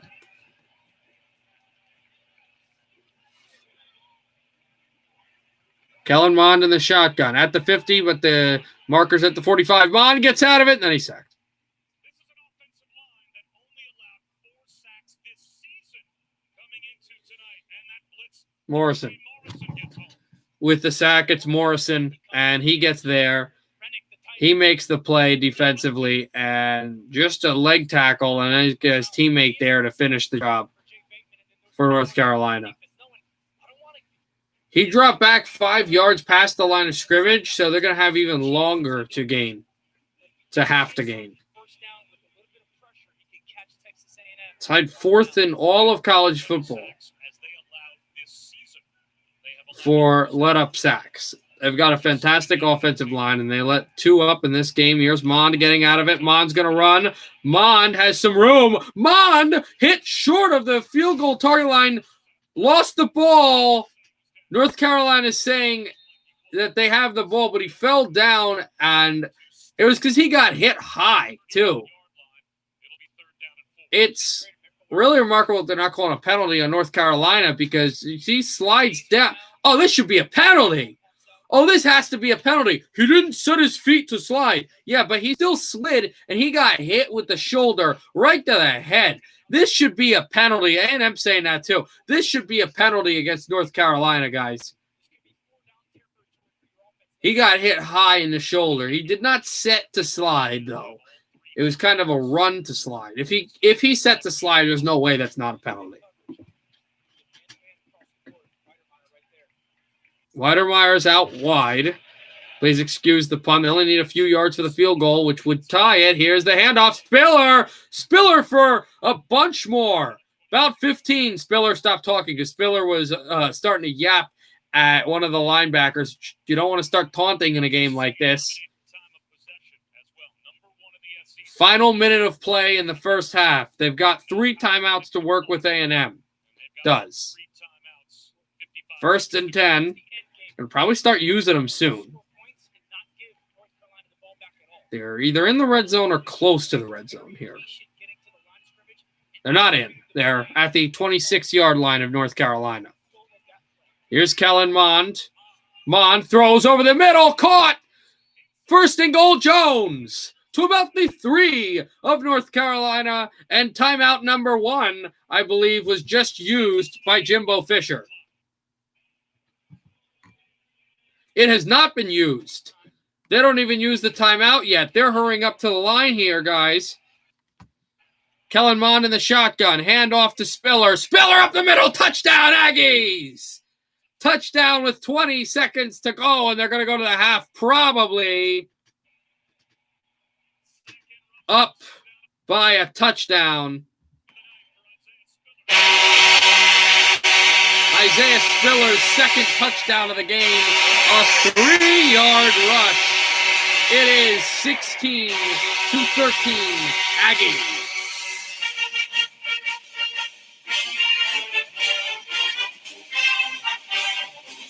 And some key passes by Kellen Mond has got them to where they are. Kick is good. Aggies up by 4 again, 17-13.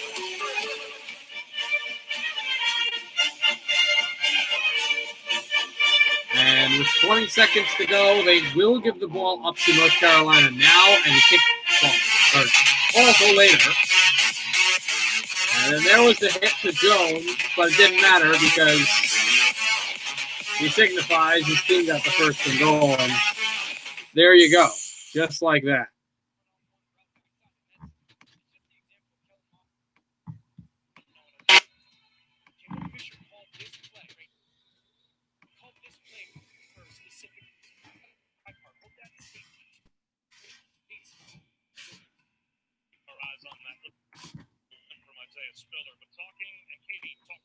So, Kellen Mond with his key plays and 20 seconds to go in the half, and they are now going to be kicking off. Well, now and in a little bit.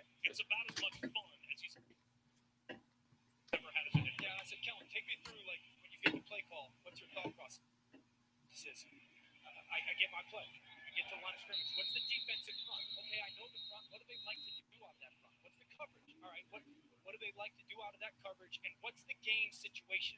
So it's that constant thought process of him understanding the whys of what Jimbo's calling. But how many building blocks do you have to go through, and what kind of a foundation has to be laid for Kellen Mond to get to the point where he can have a Jimbo Fisher conversation on Jimbo's level? Yeah, we were talking thousands of hours together, watching tape, looking at 20 seconds left in the second quarter. Talk about the great Jimbo Fisher. So many years he's been a coordinator, a coach in college football level, and talk about how Kellen Mond's finally been able to understand the type of things that Jimbo Fisher needs him to understand. A stop at the line of scrimmage off the run, and I think we'll just go to the locker room from here. So North Carolina got that late touchdown with about 2:37 left in the game. In the second quarter, but A&M got a touchdown with 20 seconds left. They didn't even use any of their timeouts. And North Carolina will be getting the ball back, but A&M reclaims the lead right before halftime. Texas A&M 17, North Carolina 13 going to halftime. Tar Heels will get the ball, but A&M showing up here in the Orange Bowl.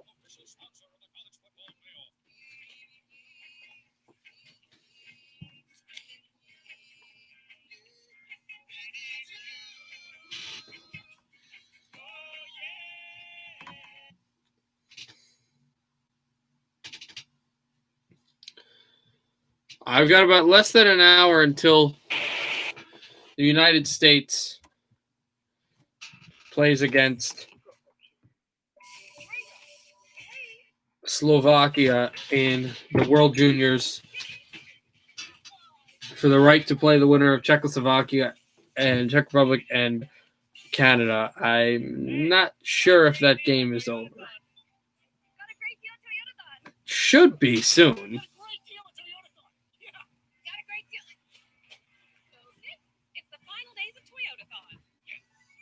It is. It is final. Canada got another goal, so 3-0 the final. So Russia advances to the semifinals to play Finland, and Canada advances to the semifinals to play the winner of America and Slovakia. US and Slovakia. Big game for those two. The 14-team playoff field is now set.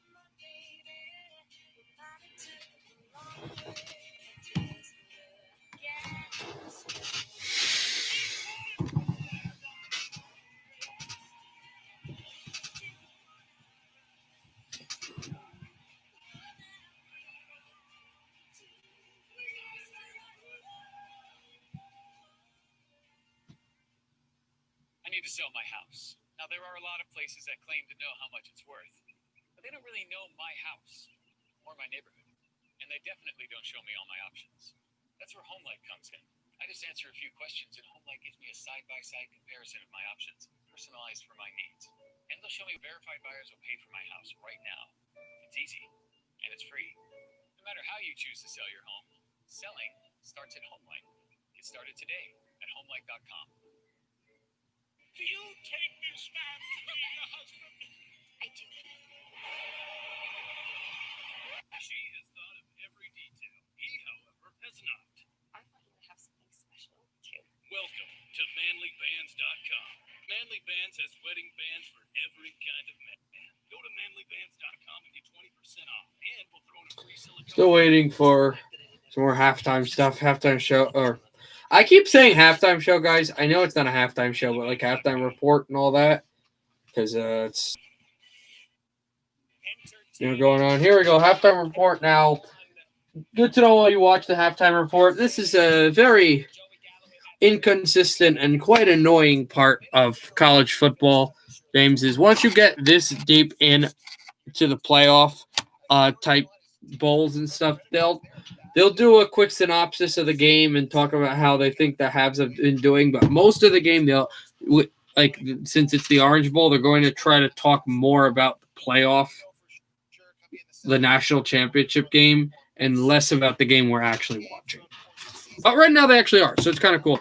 So here's Kellen Mond's stats: 7 of 10, 99 yards. No touchdown passes for him. No touchdowns in the game where he's got one more half to see if he can see what he can do on this game, final game, and also to tie or break the record held by Johnny Manziel. But they do make a good point that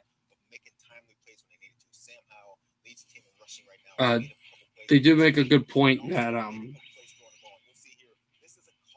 remember what it was. I still don't remember what it was. Oh, the A&M should be targeting and going after Jalen Weidermeyer more, and they absolutely should be doing it.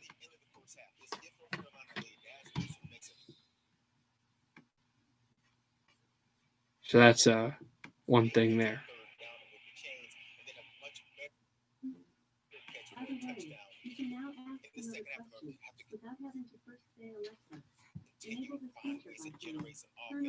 And just ignore that. That is being on. That is sounding off.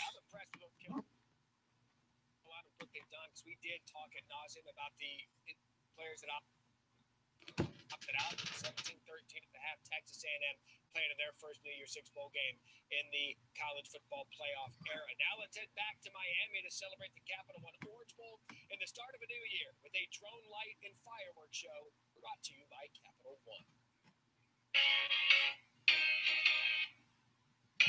Hold on a second, guys.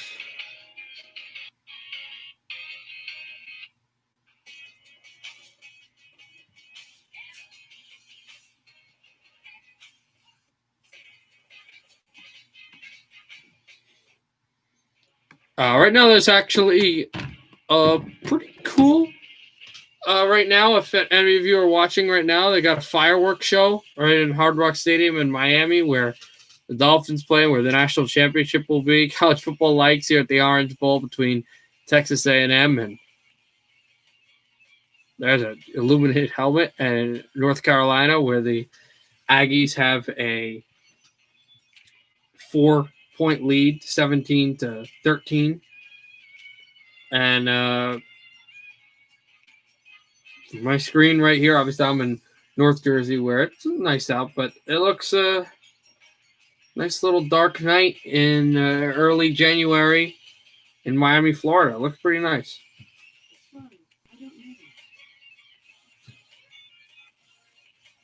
Pretty cool. And yeah, I know I said before, I didn't really accentuate it, but Happy New Year, everybody. Everybody's watching, Happy New Year. Hopefully we have a great year this year. And what a way to start also my live streaming. What a way to start my live streams this year with some college football final game of Texas A&M regular season. And also, there'll be a few more streams on this channel, but we will be going back soon on the 20th. Back to the Puck Drops Here live streaming when I'm allowed to live stream again, which will be, I believe, January 20th. One up the power of liquid with Tide Pods Ultra Oxy. Papa John's is known for its crispy, fresh crust full of warm, fluffy pockets. And now they're known for stuffing those pockets with cheese. I love you, cheese. Get a new epic stuffed crust pizza with one topping for just $12. Papa John's. So, what should we do today?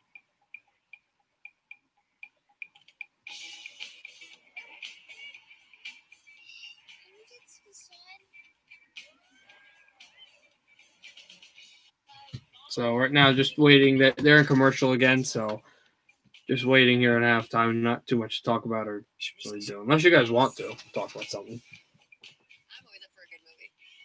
The Road, and the all-new fiercely reimagined Nissan Rogue. Ducky is scheduled to be euthanized today. Instead, 15 people will drive 673 miles. And give Ducky the ride of his life. How was the trip? Valero provides top-tier quality fuel To rescue relay organizations that help dogs like Ducky.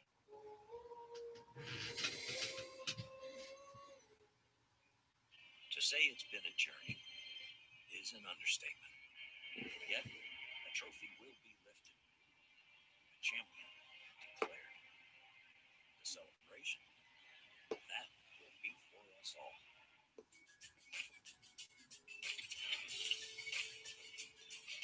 Cowboys select Troy Aikman. And the Jets have just won the Super Bowl. With the first pick in the NFL draft. That's got that NFL draft commercial. That's what that was. So we are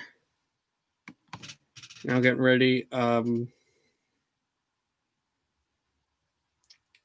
44 minutes away from puck drop in Edmonton between the United States and the Team Slovakia. Winner to play Canada in the World Junior semifinals. They would join Finland, Russia, and the Canadians. So that is pretty cool. USAA Insurance is made just the way Martin's family needs it. With hassle-free claims, he got paid before his neighbor even got started. Because doing right by our members, that's what's right. USAA. What you're made of, we're made for. Matt, Jesse, and Joey back with you next weekend. The NFL Super Wild Card Weekend. Triple headers having a huge mega cast. ESPN, ABC, ESPN, Deportes, and more. Matchup day and time will be determined this week. Jesse Palmer, the king of megacast. Let's go. You're going to be on Freeform, and it's going to be phenomenal. PlayStation Fiesta. All right, now they're showing some highlights from before. This is the game that I watched a little bit of the end of because I wanted the A&M game to start on time. It did. This is the game Iowa State beat Oregon, and Oregon was a really good team this year. Oregon's in the Pac-12, which is one of the other conferences, the West Coast Conference, and Iowa State lost in the Big 12, which is like the Southwest Conference, and they did a good job. Good for Iowa State, and then. Sarkisian's been, he's developed quarterbacks the last 11 years outside of Sam Ellinger. They've been inconsistent at that position. I hope Texas gives him a chance. Charlie Strong 3 years, Paul Herman 4 years. Give Sarkisian a chance to build a program. All right, still ahead. Texas A&M out to a 17-13 lead in Miami. Isaiah Spiller, the touchdown. We'll have more coming up on the halftime report. So I don't think they're going right back to the game, but they'll have some. Oh, you know what I think they're going to do with the halftime report now? I think they're going to do that old thing where they go for about 3 minutes of commercials, and then they'll take about a 90-second thing in the show. They'll be back for 90 seconds, and then they'll go for another 4 minutes of commercials, but then we'll get the game back after that. So we'll see what happens. But what we do know is Texas A&M, the good guys, are up by 4, 17-13 over North Carolina. And they'll be coming back soon for the start of the second half.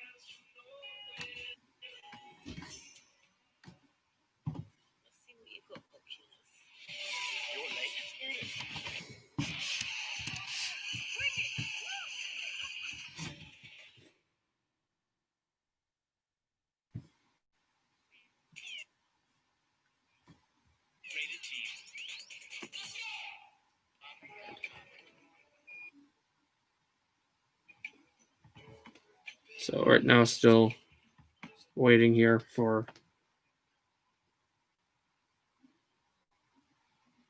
this to come back.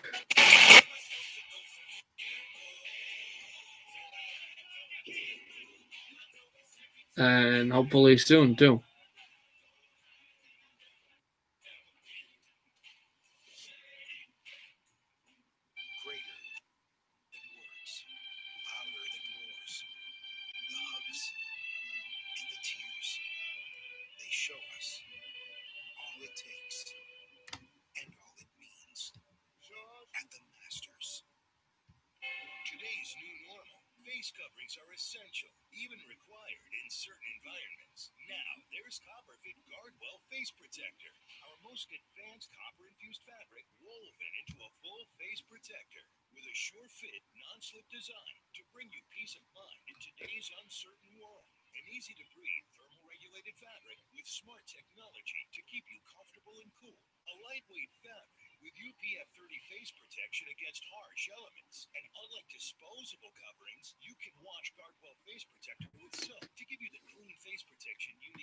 All right.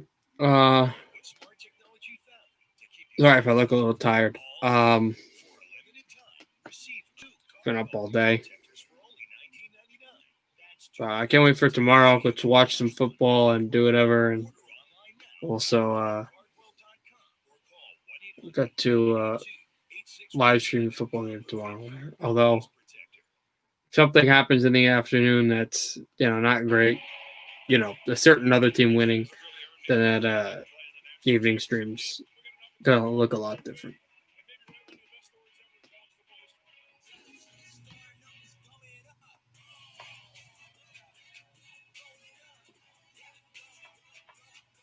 Hurling is hers.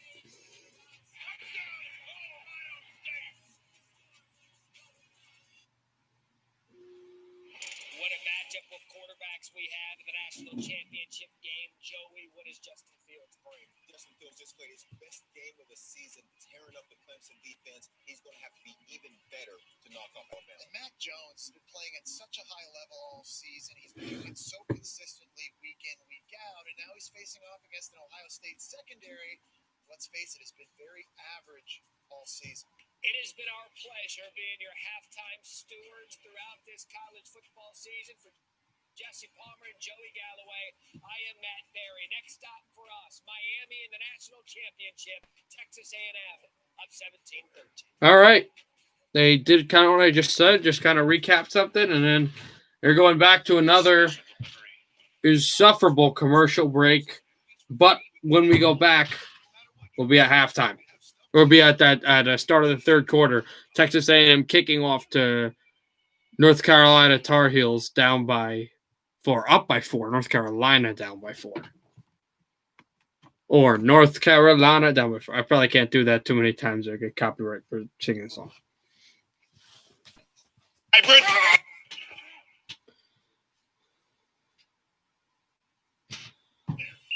need the speed of a running back and the security of a Sorry, guys. Just stretching a little bit.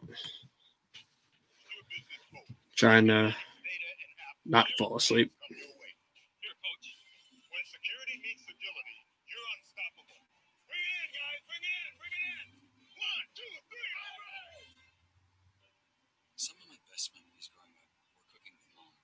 She always said, food is love. So when she moved in with us, a new kitchen became part of our financial planning. I want to make the most of every meal we have together.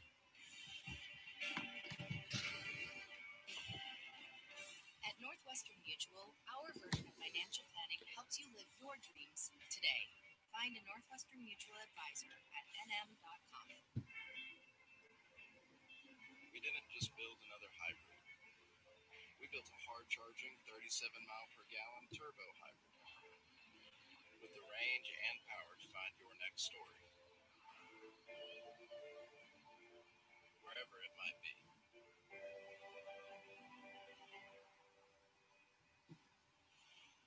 The all-new Sorrento Turbo Hybrid, the world's first storytelling machine. Welcome to Celebrity Wheel of Fortune for the first time ever. All right, we are, I think, back. Make some money. Celebrity Wheel of Fortune, Thursdays at 7 Central on ABC. One app, one tap, that's that. One swipe, one slide, sing it back. Always on the pulse, yeah, we got it going on. Listen up and take note, because it won't come. No one else goes deeper, that's a fact. One slide, one tap, it's the ESPN app. I need to sell my house. Now, there are a lot of places that claim to know how much it's worth, but they don't really know my house or my neighborhood, and they definitely don't show me all my options. That's where HomeLight comes in. I just answer a few questions, and HomeLight gives me a side-by-side comparison of my options, personalized for my needs. And they'll show me what verified buyers will pay for my house right now. It's easy, and it's free. No matter how you choose to sell your home, selling starts at HomeLight. Get started today at HomeLight.com. Sorry, guys, if I'm just quiet. Just, again, nothing to really go over. Still waiting for this second half to start.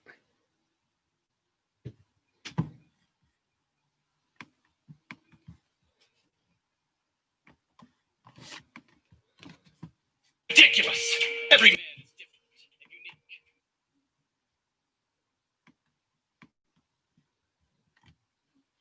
And manlybands.com makes a ring for everyone. I think we're close soon to coming back. How unique you are. Like this dude over here, the cowboy. And this man, the record producer. And we even have rings for this boy. Go to manlyvans.com and save 20% off, and we'll throw in a free silicone band. Manlyvans.com, a band for every man.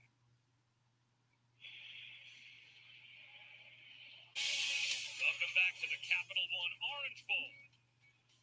Here in Miami Gardens, just about set for the start of the third quarter. We've got a good one.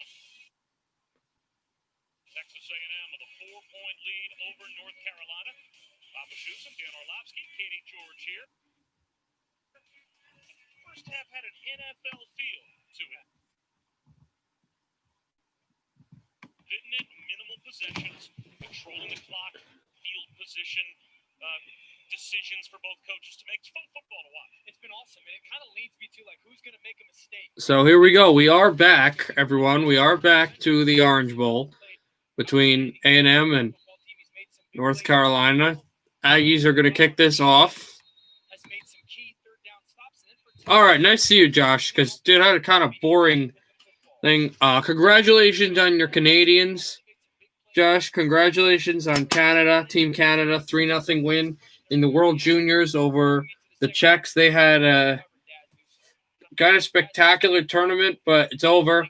And they will play, yes, 3-0. They will play the winner. This light is in my eye. They will play the winner of Slovakia and Team USA.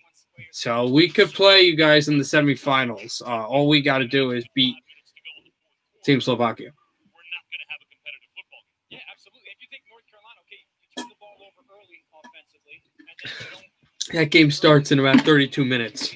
credit A&M. Puck drop in Edmonton. So really, who's going to get this game to the style that they want to the fourth quarter, and then this game's going to be about a playmaker in the fourth quarter. Let's head down to Katie. Well, guys, Jimbo Fisher is pleased with his team's first half performance. He said, look, we scored on 3 out of 5 drives. He said it took us a little bit to find our rhythm. He said when Kellen Mond started running the football and using his legs, it really opened things up. But he said UNC is bringing pressure on almost every single drive. We did not expect that, but we're doing a better job picking that up. We have to protect the quarterback moving forward in this second half. And Jimbo Fisher is one of the best kind of in-game adjusting coaches that we have in college football. So that's the matchup is like, okay, we showed you something, North Carolina. Yeah, I hope so too, obviously. Here we go. We are back with the kickoff. This computer is really slow right now, but there's a touchback. Third quarter is underway. Handoff up the middle. Took a few dekes and then jukes and then taken down for about 3 yards. It'll be second down. And he said there are 3 kinds of coordinators. The bad coordinator looks at the game film on Sunday and is like, I think I've heard this. The broadcasters are talking about something that I literally think we heard about 2 games ago with A&M, and the whole thing with the good coordinator of like, what can we do better? How do we prevent it? How do we put it in action? That kind of thing. Handoff, sweep, and it'll take a few yards and then be taken down. Newsome, he was the only North Carolina player to score a touchdown in this game. 2nd and 7, and it turns into third down. Pretty crazy catch. Now, if you missed it, Josh, it was a bobbled ball. I'll tell you after the next. Let me see. There was a bobbled ball that was caught, and it was a really tough catch. But it was a catch, and it was a touchdown. There was a flag thrown on the play, but it was a sideline warning, which they were kind of like old, like elementary school. If you get it, first warning. If you get it again, we're going to penalize you. But then why do you throw the flag? Like, that's stupid. Throw over the hands. Incomplete. And it'll be a punt. Now, I wanted to kind of like get your thought on this, though, Josh. So the throw was to the end zone. It was bobbled and eventually caught. Clear touchdown. But they threw a flag while the ball was being thrown because one of the North Carolina coaches was close to the field. So they threw a flag and they said, sideline warning. Basically, don't do it again. We don't want you to do it again, or we'll call an actual penalty. But we're not going to call a penalty. We're just going to do a sideline warning so the touchdown stands. How on earth are you going to do that, but it's not an actual penalty? So I kind of wanted to know your perspective on that. Also, you play hockey, so maybe an official's gone close to no, right? Probably not. But anyway, I just thought that's interesting. Kickoff, it'll be returned by Smith for about 3 yards, and it will now be Kellen Mond coming back onto the field. The first time I saw all that commercial, I was like, because I don't do horror. Yes, punt has been forced. Yeah, the first time I saw that commercial, I was like, turned away, tried to not listen to it because it kind of creeps me out. And I was like, oh, it's a Taco Bell nacho fries. Of all of the ways that I've gotten to realize over the last couple of years that you are not tough, that one didn't surprise me. I don't get horror films, man. Like, why do I want to watch something that's going to unsettle me while I sleep at night? When I close my eyes, I want to be comfortable. Yeah. Here is Mond in the shotgun. Kellen Mond fakes the handoff. Mond stepping up. Mond going to take a run. He's got blockers. He's got room to run. There's a penalty flag on the field, and he will be brought down at the 46-yard line of North Carolina. Huge run, but is this coming back?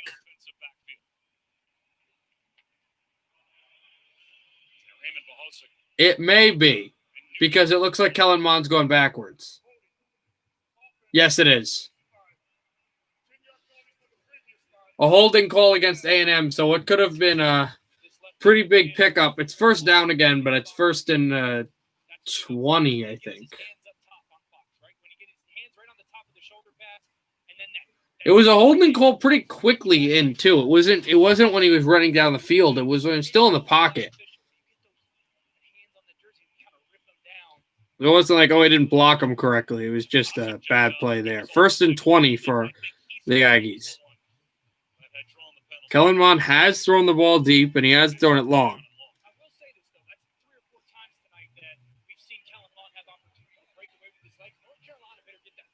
Here's a handoff. Spiller spins. He'll get a few, and then he'll be pushed out of bounds at to the Aggie sideline. Almost lost yards, but was able to get some. That was turning what easily could have been a 3 or 4 yard loss into a couple of yards. Asante on the tackle, but he had a chance to get him out for 2nd and 23, and it ends up being 2nd and 18.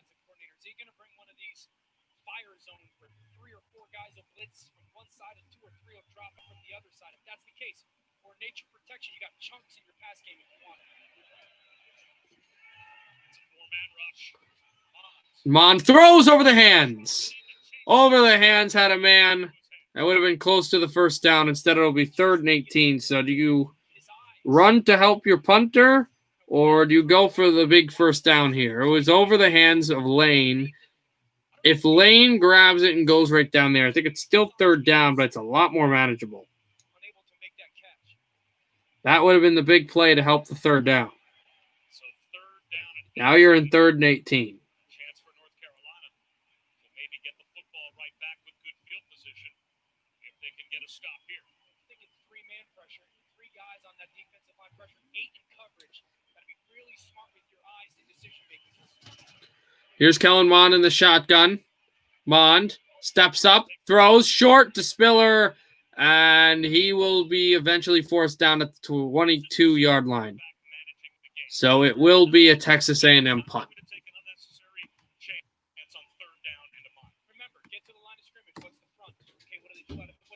Yeah, that's what I'm saying. Like, it wasn't like he just went up. It wasn't like they said touchdown, and then he said, and then like a stadium announcer or the ref went up and said, warning. There is, or the broadcaster said, the ref has told us that there's a sideline warning. No, they threw the flag and they said, sideline warning on North Carolina, and then we're going to review the touchdown, not to see if there was PI, but to see if he caught it, which he did. And, yeah, I don't understand. College football has some strange rules. Like, they've got the targeting penalty, which is if you hit helmet to helmet, you can throw them out of the game. The fact that the pass interference is a spot foul. College football has some weird rules and customs.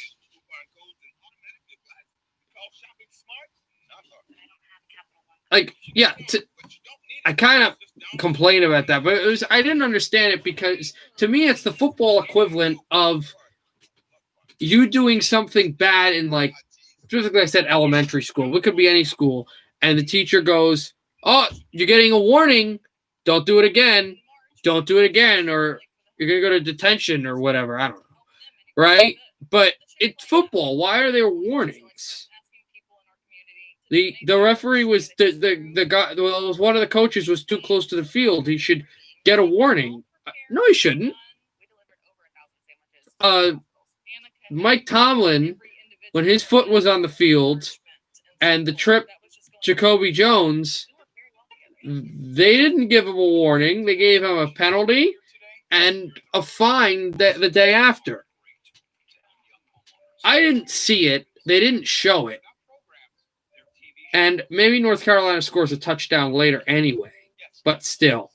Now, A&M would score a touchdown about 95 seconds after that touchdown, but still, it seemed more to be desired. Waiter doesn't need to know your name. On a high-stakes fence built by Dr.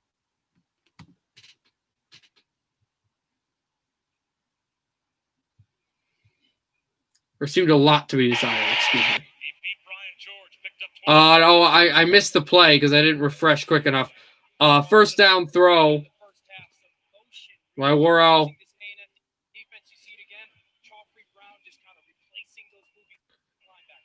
Ball at the A&M 40. Shotgun snap. Fakes the handoff. He's going to go himself, and he'll be sacked. Texas A&M with a big sack there. McKinley Jackson with the hit, and it's second down. In Mississippi last year, Mississippi Mr. Football. Boy, he's playing behind some really good ones up front for Texas A&M.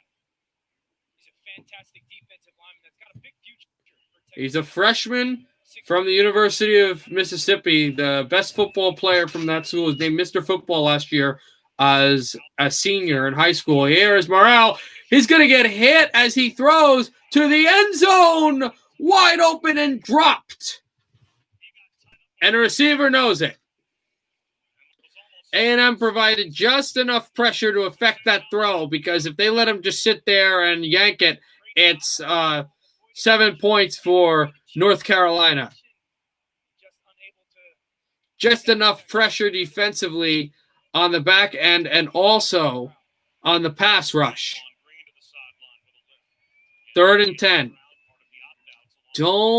They're not at field goal range. They're 2 yards away from the field goal target line, as you can see on the field. Morrell, so much room. That's a first down, and it will be at about the 28-yard line, as North Carolina Brown will convert the first down.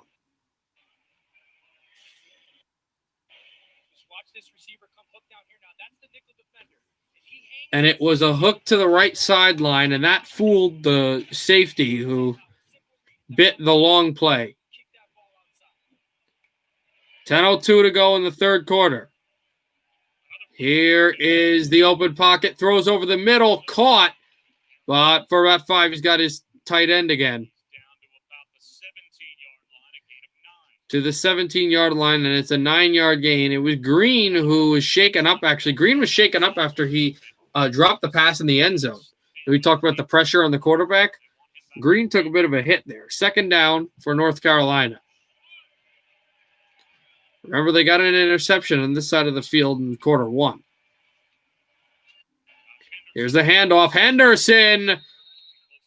Don't know if he got there, but it didn't look like the ball on his elbow was there. See, where do they put the ball here?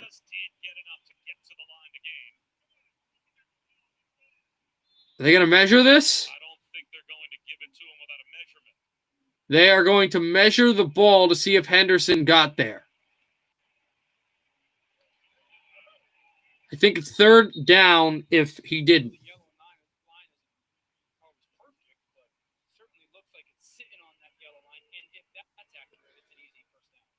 The call right now is first down, but they are going to bring out the chain to measure this ball. It looks like a first down.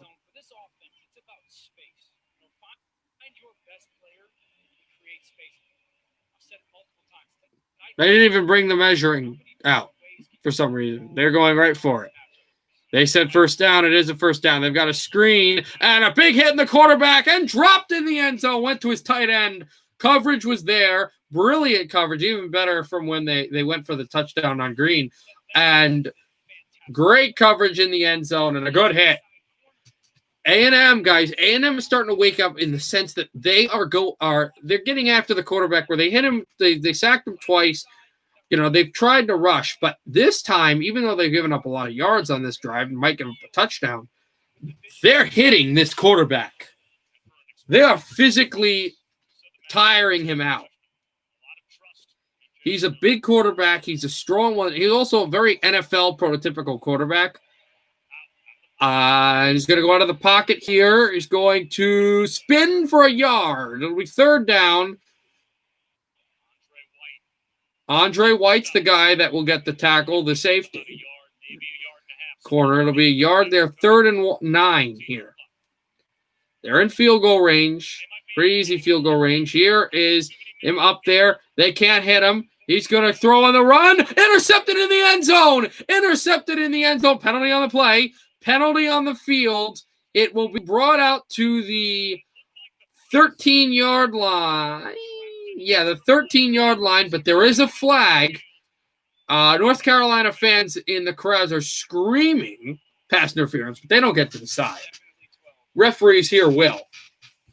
There is a penalty. It'd be egregious if it was on A&M here. Because there's an interception in the end zone. Let's see what the call is. Oh, no. Oh, no. Wasn't even a pass interference or holding, an illegal substitution. They brought on a late man. It's basically like too many men on it's too many men on the field. That's literally what it is. It's a too many men on the ice penalty. Basically, is called against A&M. If that guy gets off the field quick enough, it's an interception and the Aggies have the ball. That's bad. That's bad. Yeah, it's a too many men on the ice penalty. It's literally what this is. And now it'll be 3rd and 4. North Carolina's still got a handoff. I think they called timeout. I think someone called timeout. I don't see flags. I think somebody called a timeout. I'm not sure.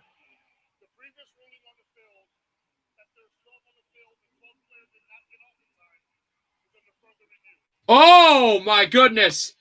They are reviewing right now to see if the 12th player got off the field.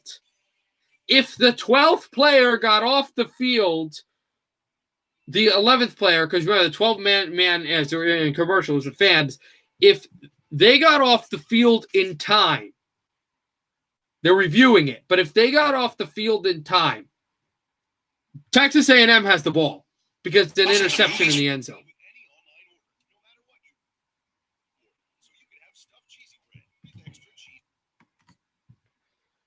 So they will review this now.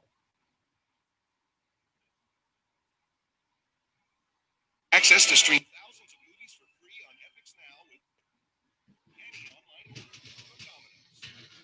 with Midway in the third quarter, Aggies up by 4 with the third down play.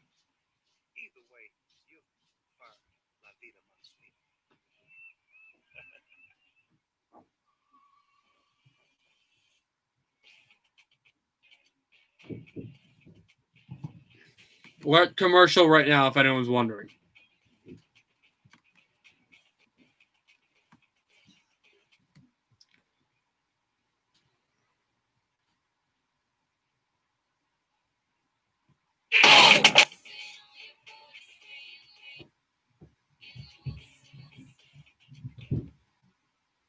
Years ago, we founded Loan Depot because we were confident we could deliver the American dream of home ownership to individuals and families across the nation. I won't be live streaming the United States versus the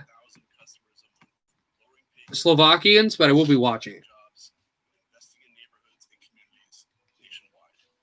We know what it means to put down roots and bring dreams to life. At Little Depot, we know. Home means everything.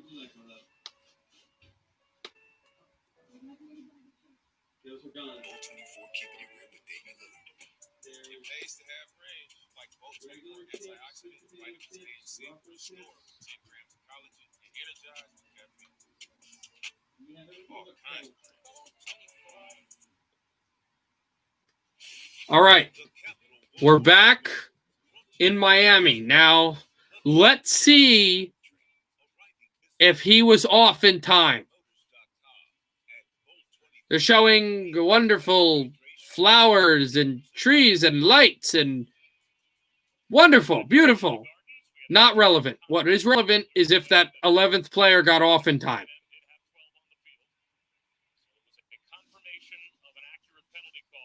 A&M doesn't get a break. They did. There was 12 men on the field when they snapped the ball, and the 12th, A&M is known for the 12th man, but the 12th man are their boisterous fans, not another football player on the field, which is not allowed.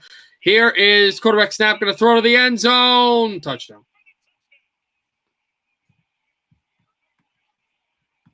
Touchdown, North Carolina.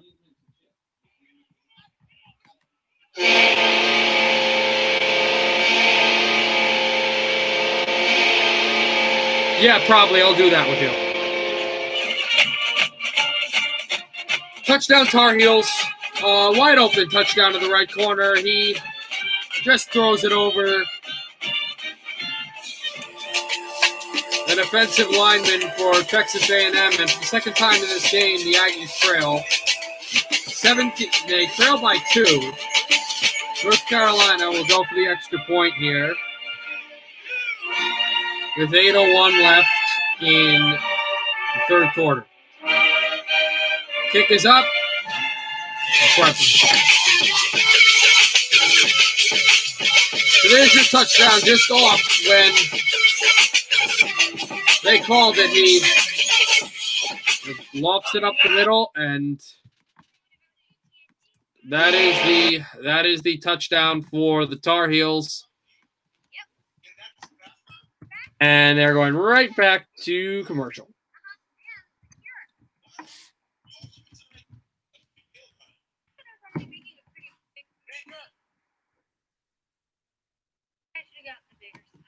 It's not complicated. AT&T 5G is I don't believe it was a dump truck, I said. I'm pretty sure I didn't say a dump truck, but it may have been. Anyway. Yes, but yeah, they're obviously using that one. So North Carolina has a 20-17 lead. They had on the touchdown that I talked about, the bobble ball and the sideline infraction or whatever, they had a 13-10 lead, and A&M came back about 95 seconds later and scored on a touchdown with 20 seconds left in the first half. So has A&M touched the ball this quarter? Oh, yeah, they've had the ball. I think A&M's only had the ball once in the third quarter, and that was that horrific drive where they got forced into the 1st and 27 or whatever. So North Carolina, which has a team it's a bit more prolific, like they've got real big-time NFL weapons. Like the guys that Texas A&M have will work in the NFL. They'll play in the NFL. Like they'll work that in the sense I mean by that is they'll be able to play big time in the NFL. But Josh Reynolds, for example, if you watch the Rams, Josh Reynolds played for Texas A&M, was one of the top receivers. One of Kellen Mond's favorite, who's the quarterback for A&M now, one of his favorite receivers. But Josh Reynolds isn't a huge big time player with the Rams. I can't, Kyle. I want to. Yeah, badly I want to, but I can't because I've shown numerous games of numerous different sports on my streams, and this isn't even my main channel. It's my alternate channel because, Kyle, my main channel, it didn't allow me to live stream anymore. The copyright blocked me and I only have about a few more weeks until I'm able to get that channel back to live stream. So I don't want to get copyright blocked anyway. Again, so that's the reason I don't show the game. Oh, I'd love to show the game, but I just can't. Sorry. But I won't make up anything. I'll be as true to the game as possible. The freshman on the right scored, but Dan, the senior on the left, made the play. That's why the penalty matters. It's just a beautiful understanding. So here we go, back in Miami with the Aggies trailing for the second time in this game by 3. Offensive pass interference. It's because Daz Newsome doesn't give intent of setting the pick. I'm running my route. Here is the kick, You get in my and it'll be taken out of the end zone for a touchback. Newsome with the catch. He was the one who scored the touchdown. A lot of these, And Ohio State next Monday, 8 Eastern, 5 Pacific. a lot of these games. Also, Josh, if you're watching ESPN right now, you can clearly see the hype that college football has. That's 1, 2, 3, 4, 5, 6, 7. You cannot possibly be missing away. That's 7 channels. I mean, some are just Sky Cams and some in Spanish, but that's 7 television ESPN channels devoted to one football game. That's the hype college football has in this country. College football, let me say this to you, Josh, you can understand. College football, as that's dropped, college football has the hype in the United States that the World Juniors has in America. It's not like a national sport. It's not a professional sport, but it does get a lot of hype, and it gets a lot of passion by those close to it. Well, Jay Bateman, again, North Carolina defensive coordinator, said, we want to get physical at the line of scrimmage. We want to kind of Yes, challenge them. the 20th, yes, 7 days. Hockey is back. But whenever you say hockey is back, when I saw it, so that is back like that, I just remember, I think in 2001, like the second or third game that Mario Lemieux came back after retirement, where Lemieux scored a goal late in the game against the Flyers, where Gary Thorne was like, "You gotta love it, Mario is back," and it was like the stadium was going crazy. 3rd down right now for the Aggies. They're not doing quite well right here, but and this isn't good. I think the center or left tackle McCollum is injured right now. One of the great offensive linemen, Maroon Goons, as they're called in quotation marks, since they call themselves the offensive line starting of the Texas A&M. This is also his final game in college football. He made a block here. He's a senior, and he fell down, kind of tripped over a leg, and then he was down just like that. And they need McCollum. They need these offensive linemen like humans need air. There's Texas A&M. Yeah, this is the starting center. Oh, yeah. This is not – this is one of the most important people on this team. Ryan McCollum, a senior. This is his final game in college football. You really hope he can come back. Important for Texas A&M to win this Orange Bowl game. No matter what happens, of course, this is the last game. But you can feel that this is necessary for him to come back. Because of that. And then 2, it allows everybody else's strengths to kind of be magnified. You got a little bit more time as a quarterback to let those receivers win. Receivers got a little bit more time than running backs. So 3rd and 3 right now. It's 7:41 to go in the 3rd. One of the other A&M linemen right now is getting his. It's good. It's the backup center. McCollum is kind of on his way back. He definitely would be 1st or 2nd rounder in the NFL to play center or left tackle. So to get injured in your final game when the NFL draft is in April, that's really unlucky. It doesn't look terrible. He probably won't play for the rest of this game. The last play was probably his final play as a Texas A&M Aggie, final play as a college football player, but he should be good for the NFL.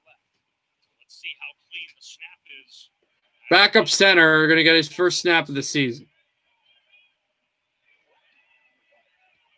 Clean snap. Here's Kellen Mond getting out of there. Kellen Mond needing the first down. Mond is sacked. Mond had the room, but Grimes in North Carolina got after him, and it's fourth down. There's that corner pressure again.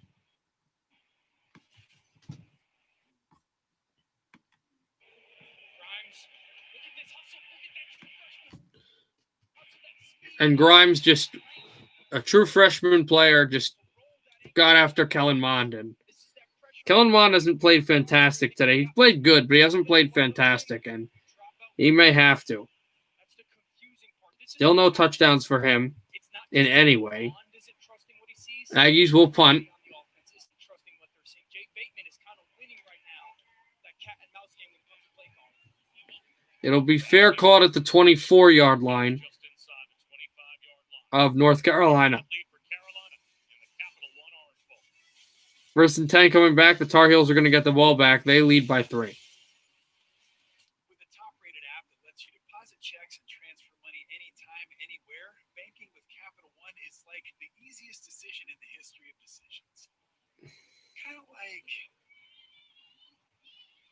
I'll take Barkley. Yes, I still got it. I told you she picked me first. yep, even easier than that. Plus, with no fees or minimums on checking and savings accounts, is it really even a decision? That's banking reimagined. What's in your wallet? We love the new apartment. The natural light is amazing. Hardwood floors. There is a bit of a clogging problem.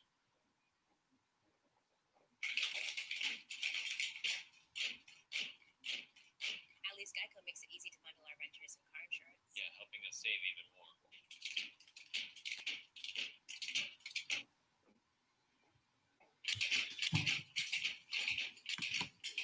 Bundling made easy. Don't have Geico. Probably not either.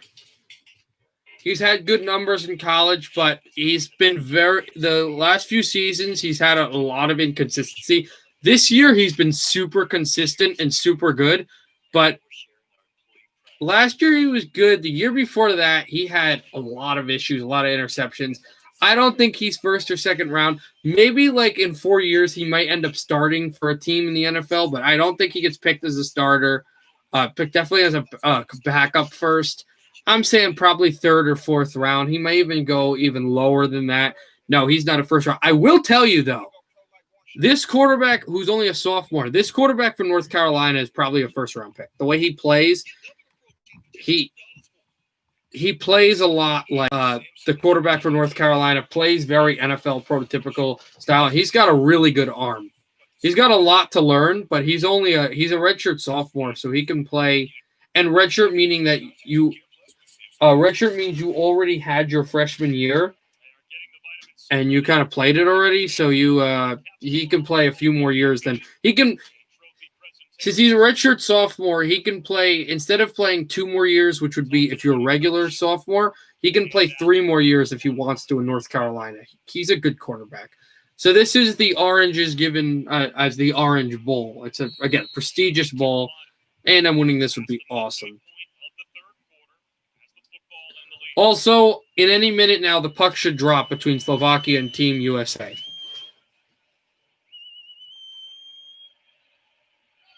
Handoff for a few more yards, and the Aggies will jump on the play. 6 yards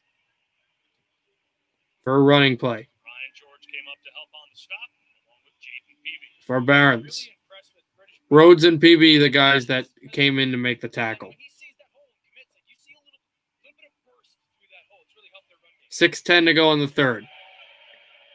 North Carolina by 3. Shotgun snap. Here's a throw to the outside. And right there is Neal. 5:50 to go in the third quarter. And that was Antoine Green who made the play. O'Neal Jr. still back out there.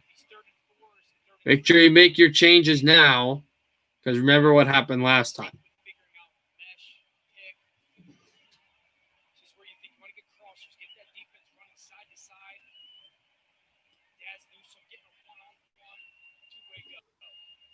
Newsom frantically trying Sammy to Howell communicate with out there for North Carolina.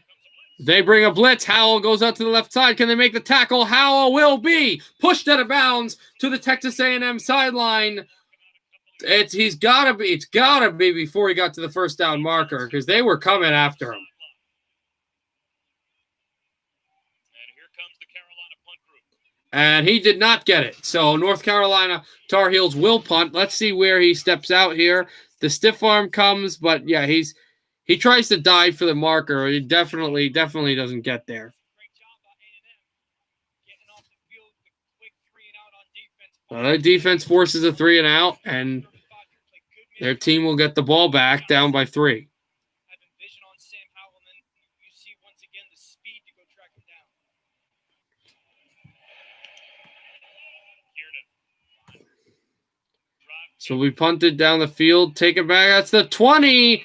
And the punt team, defense punt team by North Carolina, did a good job there. No return, just at the 20. Kellen Mond will get the ball back. He's going to have to do something efficient here for Texas A&M. Jason Tatum and the Celtics in Miami to take on Jimmy Butler and the Heat at 7:30, and then Kawhi, Paul George, and the Clippers will square off with Steph and the Warriors. NBA Wednesday is back.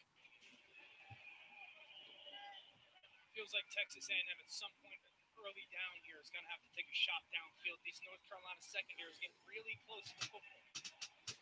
Kellen Mond in the shotgun here. Mond, handoff. Spiller takes the outside. Spiller will get a few more yards and then pushed out of bounds into the A&M sideline. Run him out. That sophomore has done a really good A&M job in the bench. absence of Chaz Surratt. Right, I thought you said this week you really expected Surratt's absence to impact how Carolina does what they do in the front seven. It doesn't seem like it has. Well, Surratt was such a great blitzing linebacker for them. And I think that's like, okay, they found different people to blitz. They brought the same pressures just with different people. Their defensive line has kept hands off Asante, and then you're seeing the athleticism and the speed. He's playing instinctual. That's been a big part of his game. Kellen Mond in the shotgun. Hand off to Ashane. Ashane past the 35 to the Texas A&M Aggies 36-yard line. Well, guys, Jeremiah Gemmel was excited to play alongside Asante, who's been pretty good in this game, they show him with some of the tackles, but not able to get there on that one. Speed and coverage ability to have an impact in this game. He said the key is just calming him down for the first couple of drives. And I've been keeping an eye on Asante throughout this entire game on the sidelines. He's been cool as a cucumber, ready for this moment. He was a running back in high school, according to Jay Bateman, who they put over on the defensive side as a senior. 1st and 10. Mond. They pressure. He throws on the run. Incomplete, going for Weidermeyer. They've had a real problem connecting in this game and even going after him. And either North Carolina has had a good coverage system on Jalen Weidermeyer, or Jalen just hasn't been able to really get the chemistry with Mond that he kind of had the whole season. You talk about, North Carolina's good or whatever. Jalen Weidermeyer had a great game and had some great touchdowns and great moments in the game where they were blown out against Alabama. Their one loss in this season. So it has nothing to do with him and North Carolina, just kind of how this game has gone. 2nd and 10, short screen throw, and it'll be a first down right about to the 46-yard line of North Carolina. Very classy play by their corner to help our receiver up, and it'll be first down A&M. North Carolina's been pretty good. Haven't been stellar, but they've been pretty good defensively on limiting screens, but that was a screen that did well. 1st and 10 at field goal target line. You got to watch where that is because remember they're only down by 3. A&M. Kellen Mond, handoff. Don't want to lose yards here. They won't. They will get not to the first down, but Ashani will get close. Will get to the field goal target line and a yard short of the first down. But now we got to figure out what this flag is about. And it might be, again, against the Aggies.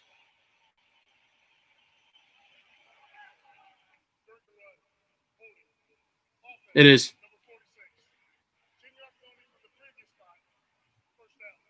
It is. It's a. You see it. It's a good call. He's going to get hands completely around on Evans. It's a holding call. See the jersey pull right there. Thought it was a good call. It's a tight call. I mean, you probably have to call that, but at what point do you say that those two guys are just battling? Yeah, but I felt like his hands were somewhat inside. Somewhat inside what? Inside his jersey so you could tackle him? Here's the thing. This hurts an offense that can't get explosive. I can play first and 10 ball. I can't play first and 20 if I'm unexplosive. Explosive as an offense. Here's a screen. Ashani past the 50. Ashani, a lot of yards back there. The commentators talk about how unexplosive. I wouldn't say A&M's not explosive. It just takes them. They can't just go at will. It takes a bit of momentum for them. But there you go. Right back to where they started. 2nd and 5. 4 yards away from the field goal target line and 5 yards away from the first down marker. Stick with your run game right now. You're A&M. Get a little push at the line. Got to get to the 36-yard line here. They're going to go for Ashani. He might have gotten a yard. That's it, though. It'll be 3rd down. Here's my thing for A&M. I don't care if you get the first down. Do whatever it takes to get to the field goal target line. Now, obviously, they don't know exactly where that is. They don't know that. They don't see the line that we see on television. But playing football for a whole year, you should have an idea of where your kicker is good at. Try to get there. They need 5 yards. They said it was no gain. They need 5 yards. So for the first down, 4 would be for the target line. Now we've got flags and we've got talking and we've got fingers. I saw a North Carolina movement before I saw an Aggie move. So are they calling this false start? I didn't see anyone on A&M. No. How about that? Offsides. All right, I don't know how they're going to call this. They called offsides, but it's still 3rd down.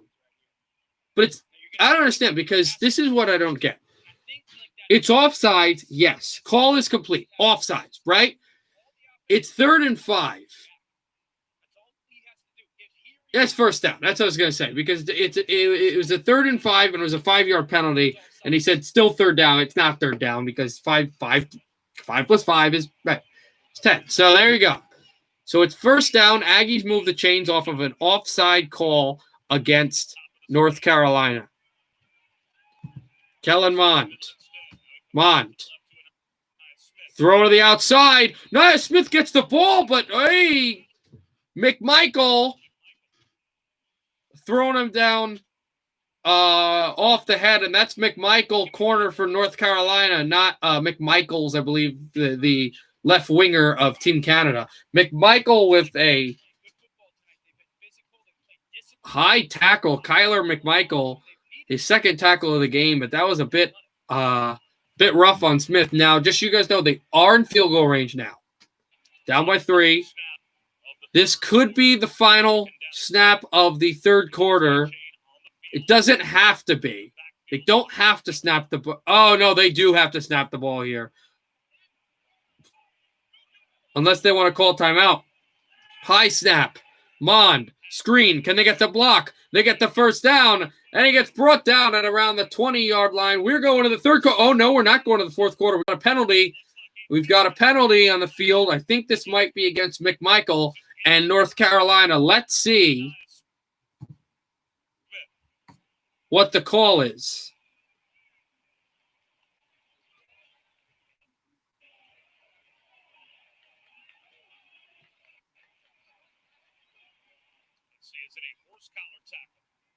It may be a horse collar tackle against the Tar Heels.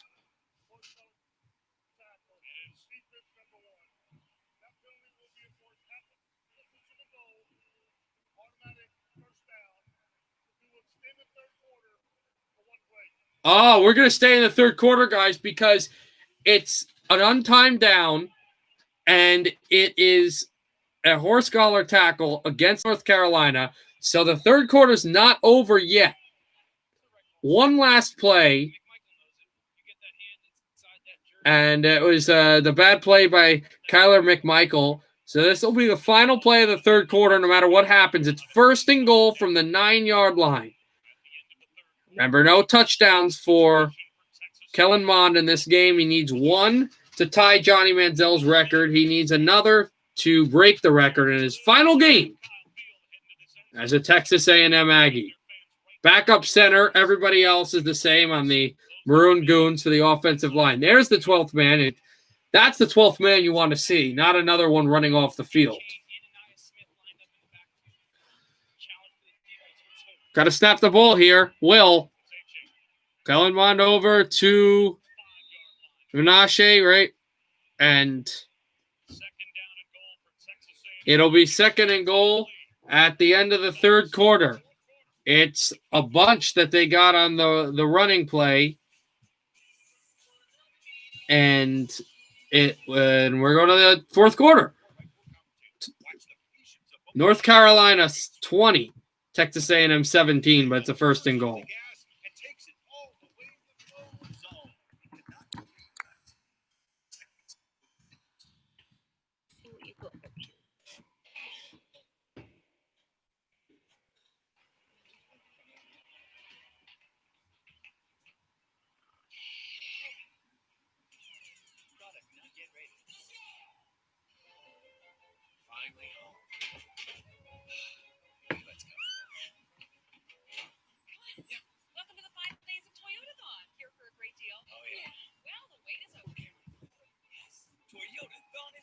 Get 0% APR financing on a 2020 Camry. Offer ends January 4th.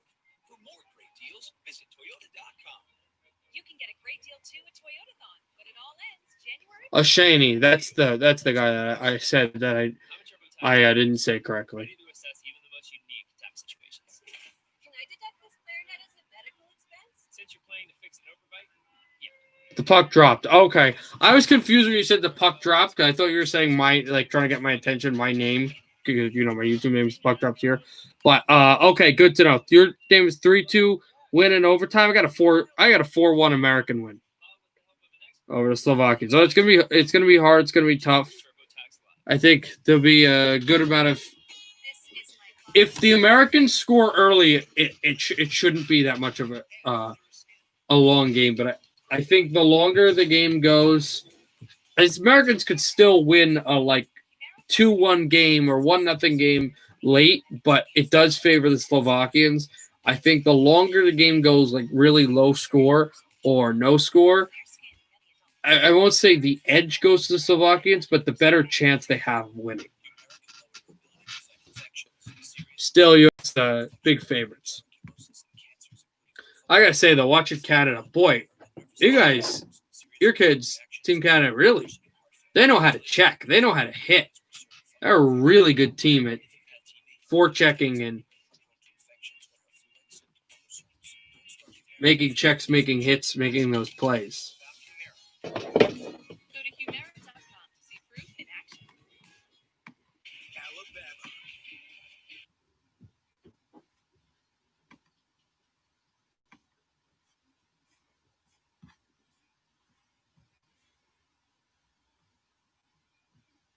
Lines up as the tailback. All right, we're back here.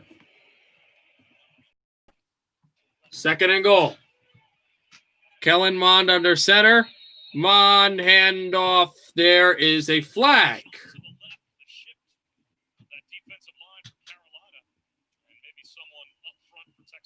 And it looks like it is an offensive penalty against the Aggies.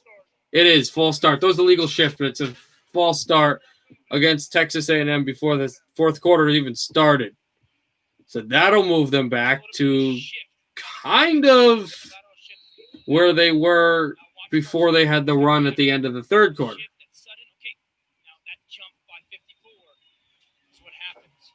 So that changes things. The defensive line isn't jumping past that ball and making sudden movements. That's on that offense. 2nd and goal from the 10-yard line. About a yard lost before the play at the end of the third quarter because that was at the 9. Mond gets out, Kellen Mond tries to make a move to the 5. And it'll be 3rd and goal. That was a big time play. Asante, you saw some closing speed right there. Dropped into coverage, then hunted Kellen Mond. You like going back to the same formation, personnel package you had on 2nd down and goal from the 5, now 3rd down and goal? No, I want to spread out. I want to spread out a little bit here. Kellen's been really good with his decision making of whether to run or take your option to throw. This is where they're letting it fly. Here's 3rd and goal for Kellen Mond.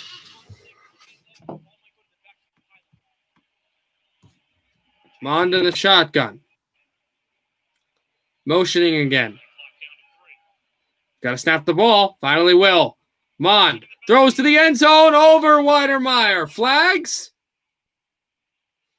It's a tough call. That's a tough call. Grimes on the coverage. And A&M's going to try to tie this game. Kellen Mond saw it. He had him. Watch Weidermeyer. He's going to wrap here. Asante drops underneath, but Weidermeyer is going to slow down. Keep bending right there. Don't slow down. Kellen Mond's throwing you open. He's throwing to you where he expects you to be. You can't slow down. Cross that safety's face. See it the same way. And he thought he had Weidermeyer, but apparently it wasn't. It was a good coverage, but it wasn't a holding or a quarterback's fault. Just didn't go through where he had to go. A&M ties it. The kick is good. They go down the field, go to the end zone. They can't score the touchdown, but they do tie the game. We're tied at 20 early in quarter 4. And I'm going to kick the ball back to North Carolina. Okay.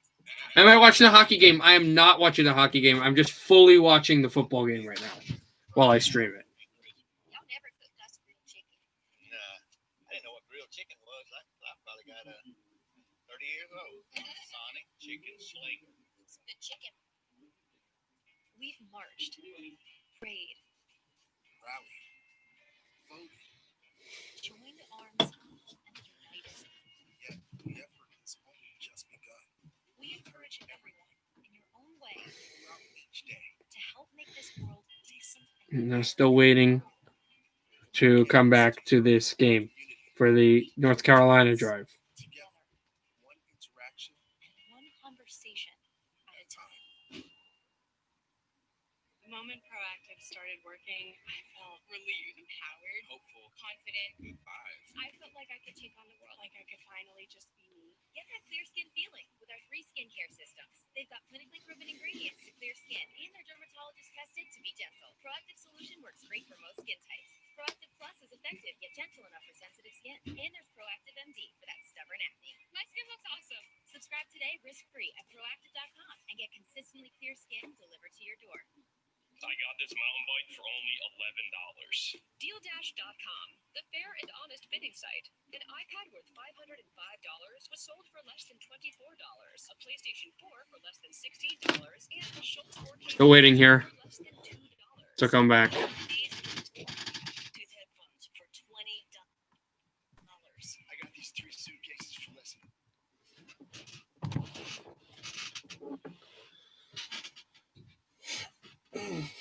But the first ever virtual presentation. Correct. The Heisman trophy will be given on Tuesday, as they just said. If you're wondering what that is, the Heisman is the Hart Trophy, the MVP, Naismith Trophy. It's a trophy for the best college football player in the world. In fact, my dad had some connections and actually knew a place where the Heisman Trophy winners would go and like have banquets and stuff. So I have a football of actually about 25 Heisman winners. So Devontae Smith, the receiver for Alabama, is one of the dark horses, but his quarterback, Mac Jones, is probably going to be the guy that wins it. Quarterback for Alabama, Mac Jones. Seeming to win that award. He is arguably the best player in America at any position. Yeah, I mean, he's the best player in the country. I think him and Kyle Pitts are the 2 best non-quarterbacks in the country. He's the best. Everything you want as a wide receiver. I had an SEC coach, 3 different ones, 3 different SEC coaches this year who have coached in that conference for a long time say to me, he's the best wide receiver I've ever seen, which is big words. Here's a run to the outside. Now he's going to throw it down the field. Has a man wide open, and he'll score. Downs. North Carolina leads by more. What a touchdown. That was actually a really good one. What an absolute shot to the end zone. And a touchdown by North Carolina. They lead by 6.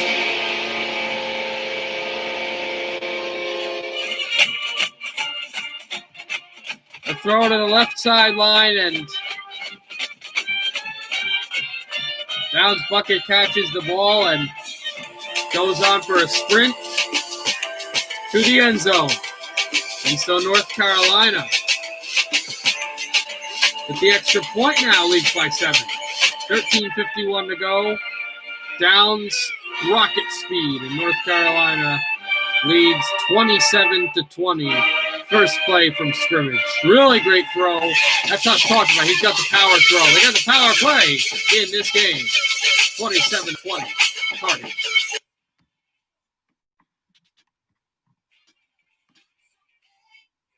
They're the power players, I should say that one. Hold your reindeer, Santa. Samuel, what's up? I got a gift for you. Capital One Shopping instantly searches for available coupon codes and automatically applies. Just download it to your computer. It's free. Oh, I have that safety bundle. have that? So, that get me off the naughty list? Off the naughty words? Yes. I don't think so. Capital One Shopping is kind of genius. What's in your wallet? Why should your business go hybrid? As a coach, my office.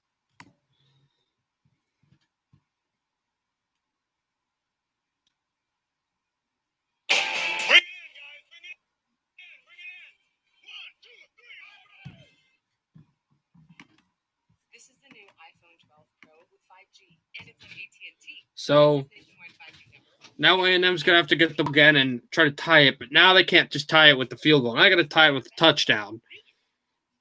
Down 27-20 So what'd you say? against North Carolina. Very excited and on his way. Word of mouth advertising. It's what they did before commercials. It's not complicated.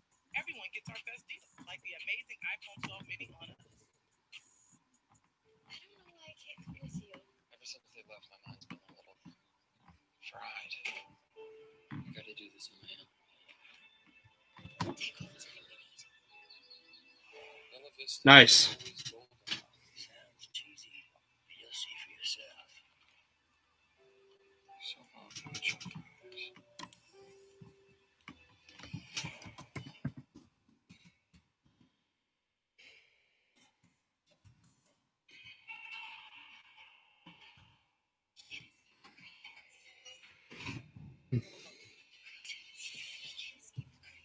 I warned you. Once it's been dipped, it can't be undone. Oats house built on old seasoning. All right. Hopefully we're back for this resumption of this game. The Capital One Orange And we are. brought to you by Capital One. What's in your wallet? AT&T 5G and Taco Bell's Nacho Fries. Alabama and Ohio State. They're showing when Ohio State won the Big Ten championship against Northwestern, when Alabama won the SEC championship against Florida. In Miami, coming up a week from Monday. A couple of touchdowns for Josh Downs, though, the true freshman.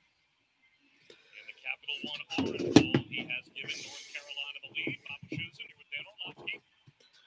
13:51 to go. Not North Carolina to kick off. It will be a touchback, so no return. We'll go to the 25-yard line for Texas A&M. Watch the defensive line game for Texas A&M. You're going to get that stunt. Now, everyone watch Richards. This is what's called passing it off. Outstanding job, Claps. Sam Howell, get outside the pocket. I love this from Sam Howell. Look, he's got the vision to point, he sets downs. You go take your shot right there. This is a good play to throw and get the receiver, and that's great. You see that all the time, but I love that offensive line strategy that North Carolina just used, a switch or whatever, where you switch, where you have communications with your partner, you switch off, and it looks like there's a free pass to the quarterback, and then he just comes in and seals you off so the quarterback has even more time. Throw to the outside! Jones, and Hekiah Jones could not catch it. He got decked out of bounds by Grimes. Well, as this game has gone better, has gone longer. This freshman Grimes has played really well, outstanding. It's 2nd and 10. They went for the deep shot, and they couldn't get it. But great coverage by Grimes. Alabama's Mac Jones, which is quite the compliment. Dan, I'm curious. Do you agree with that comparison? Yeah, I think that Mac's got a little bit of explosion in his arm. Sam plays with a better base. Sam's more aggressive with the ball when it's just one-on-one. You know, Mac is often play-action pass. I think Sam moves better than Mac Jones, and that kind of creates some offense. We've seen it a lot tonight. Obviously, here's Mond. Mond stepping up to the outside. He will have his target for about 5 yards. They're talking about the Alabama quarterback, Mac Jones, and the quarterback here for North Carolina. I think NFL-wise, so they get to the NFL, I love the quarterbacks that Alabama's had. They've got really physical, mobile, smart, strong quarterbacks, but it always takes them a bit in that Nick Saban system to kind of quarterback-wise, not any other position, but quarterback-wise to adjust to the NFL. I think this North Carolina quarterback is going to be, in a few years, going to be first-round ready, and I think he'll be ready for the NFL. He's kind of like a Justin Herbert in a way. Like, he'll be ready to play. But, of course, he's got a few more years left in college to.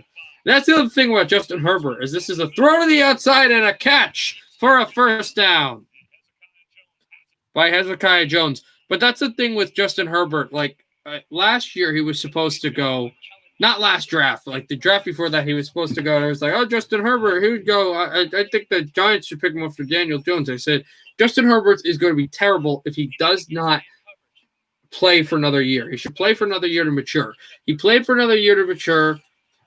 He got a little lower. He went 7. He could have went like 3 the previous year, but he has matured, and he is absolutely going to be the quarterback of the franchise of LA Chargers. The LA Chargers. Here's Kellen Mond throwing it to the outside. Caught, and he stayed in bounds. He made another move past the 10 to the 6-yard line. What a play. What a play by Smith. Smith making moves to the left, to the right, to the 1st and goal. And the Aggies are in business to try to tie this game. What a throw. What a play by Kellen Mond. Nice. 1-0. USA. Let's go.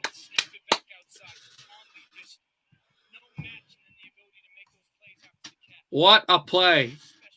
1st and goal for Texas A&M. Anaya Smith with that huge, huge play. They're at the 6, actually. I think I might have said the 4, but they're at the 6. Here's Mond. Handoff up the middle for a few more yards. They push, and they get about 3, but nothing else. Ashani with the handoff. Really, when the eye discipline of your defense has got to show up. We've seen a lot of pounded run game down here for Texas A&M. 2nd and goal. 11:25 left in the 4th quarter. I'll be surprised if you see a little bit of a pop pass or hard ball play action trying to just grab somebody behind a defensive. Ball is at the 4-yard line of North Carolina. They've got to get a touchdown here, not a field goal, a touchdown. This may be 4-down territory. Here's Kellen Mond. Oh, that wasn't good. Hand off to Ashani, and Ashani got just leveled behind the line of scrimmage. It's 3rd down. Vahashek with the play. 51. Just push McCollum all the way back and absolutely bury A-Chain. That's a young man that had no offers out of high school. He was about to start a job in construction. 3 weeks before he was going to start his construction job, from a junior college and ended up becoming a football player. Looks like a good decision. 3rd down and goal. Here's Mond in the shotgun. They are at the 4-yard line again, but just outside the 5. Kellen Mond's going to take a run. Can he beat Vahashek? He's going to beat Vahashek, and he has tied the record of Texas A&M all-time touchdowns with Johnny Manziel. Touchdown, Kellen Mond. They are an extra point away from taking the lead, or from tying the game.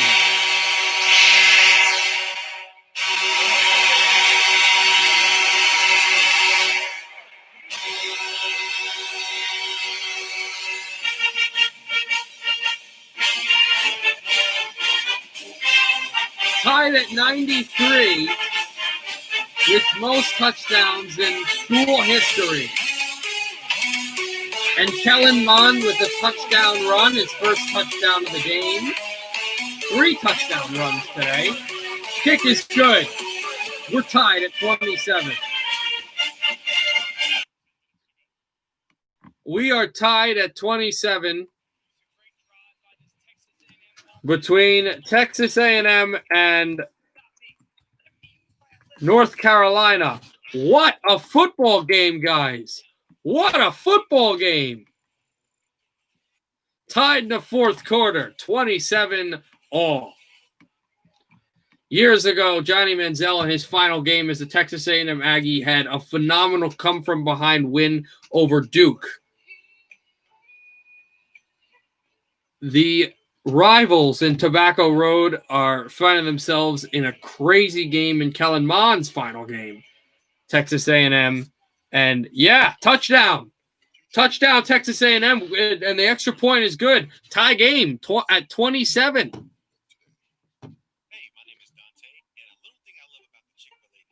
Wow, power play for Slovakia. Okay, I got to watch this game once this Texas A&M game is over.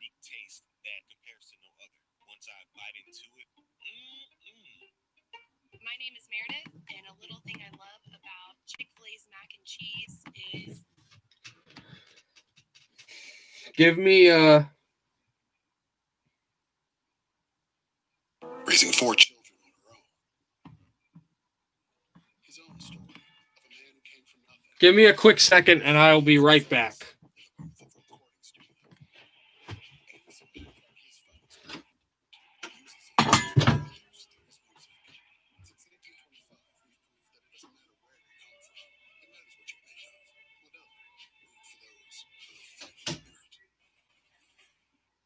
Season? Yep. I'm working on my anticipation. Gotta stay one step ahead. Anticipation is key. So are you in life in the house? Always. Yeah, my family's doing good. Thanks for asking. You should probably get that with your mom. Hello? Hey, Mrs. Tebow. Chicken and waffle sounds great. Nice talking to you too, Mrs. T. Yes. Yes. But don't even think about asking that.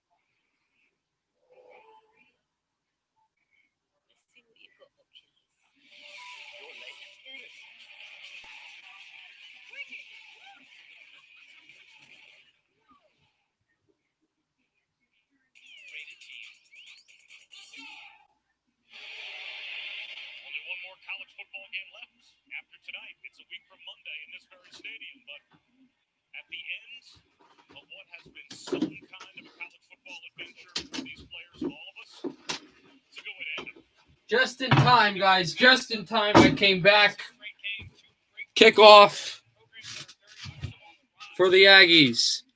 With 10-11 to go in quarter 4, it is a touchback with this game tied at 27. How do you stop this threesome?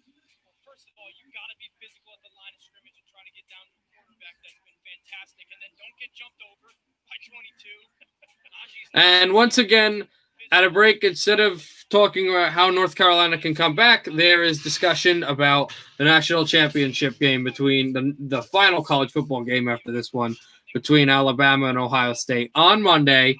I may watch that. I may not. I will not stream it. There are no Monday Night Football games, so I won't be streaming anything on Monday. TV,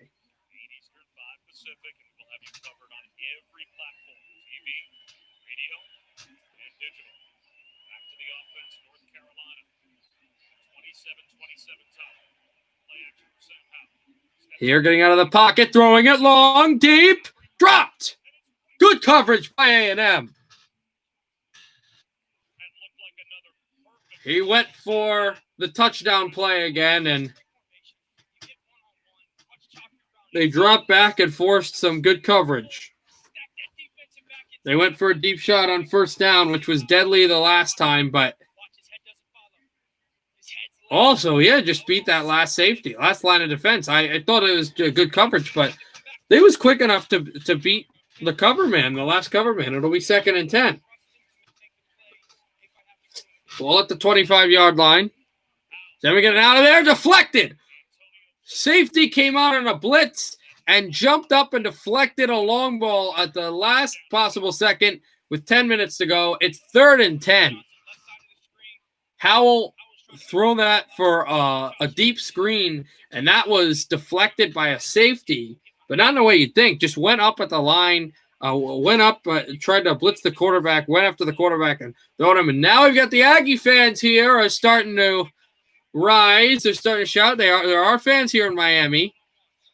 Worrell now caught the screen, and this will get about 2 yards and shoved out of bounds to the North Carolina sideline. A 3 and out. The Aggies are getting the ball back. Now the tide has turned completely. 5 minutes left of the first, 1-0. Okay, good to know.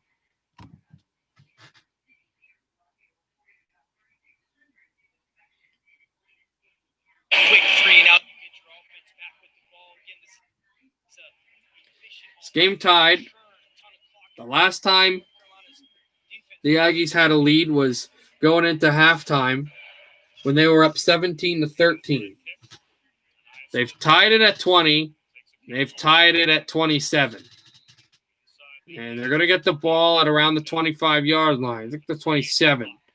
It'll be a first down, 1st and 10 for Kellen Mond with 9:06 to play.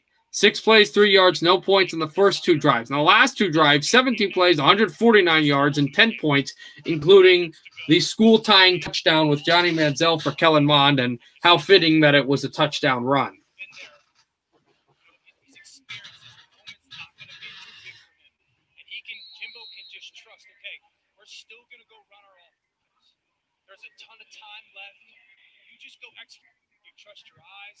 How about this, guys? How about this? McCollum is back. The center who was injured in the 3rd quarter in his final game in college football has come back for center, and his backup did a pretty good job. But McCollum is back, so he can hopefully win the Orange Bowl and start doing it, be on the field for the final snap, whenever this is. Kellen Mond throws in the run, incomplete. Wasn't his fault, though, because he was brought down quickly by Vorhashek again.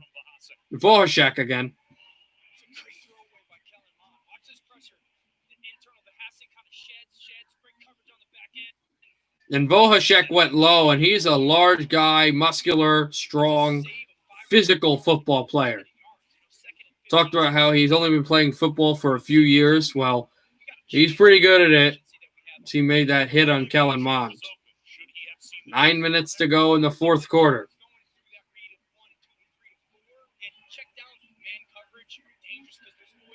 Here's Kellen Mond. Hand off to Ashani. Ashani makes it move past the 30 to about the 33-yard line. It will be 3rd down, but Ashani got more yards on that one.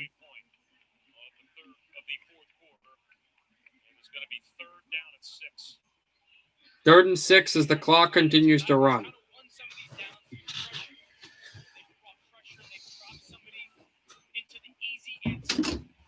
Really important here for this third down play. 3rd and 6, 12th man in the stands for the A&M. Really getting at it here. 5 of 7, 49 yards, 2 first downs in this game. On 3rd down for A&M. Here's Kellen Mond. They come after him. Mond over the middle. Incomplete. And the freshman who's been everywhere, Grimes, thought that he had intercepted that ball, and guess who was getting targeted again? Jalen Weidermeyer, who's had a horrific night. And so the Aggies are not able to convert the first down. It will be Texas A&M punting. And Grimes thought he would have intercepted that just around the 45-yard line.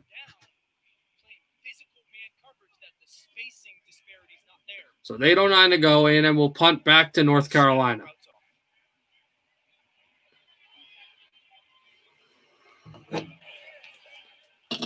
Almost blocked. This is going to drop at about the 32-yard line of North Carolina. 8:01 to go in the fourth quarter. And they'll go to commercial.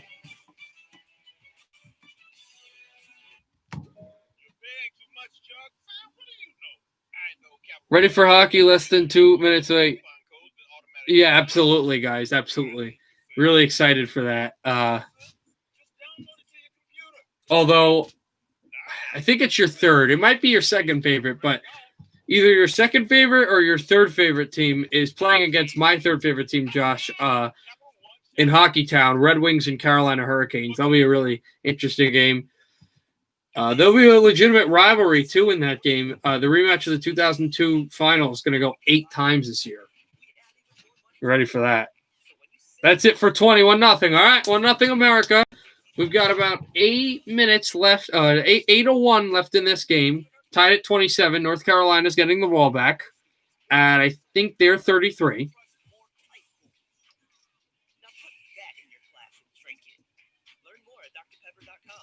And also, of course, there's World Juniors hockey too on if you want to watch Tommy Tartar. Of course, the America is playing now. Right now, they're up 1-0. They're 40 minutes away from advancing to the semifinals to play Canada.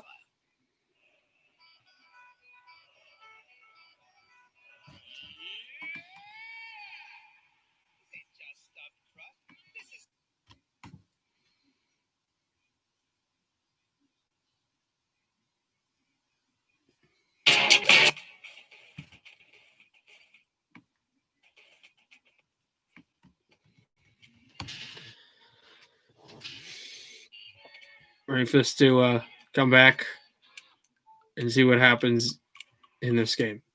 I believe both teams have all 3 timeouts still. Not late in these important games, coincidentally, in the NFL and college football. Not many teams have used timeouts later, unless like they're down a lot. And this was the wide open touchdown by Downs. And a not big one that was a complete loss of coverage.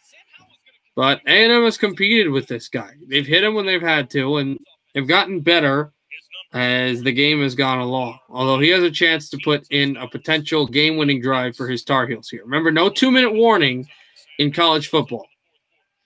Howell handoff. A&M has been good against the run. Is there, about a 3-yard gain. And that's it.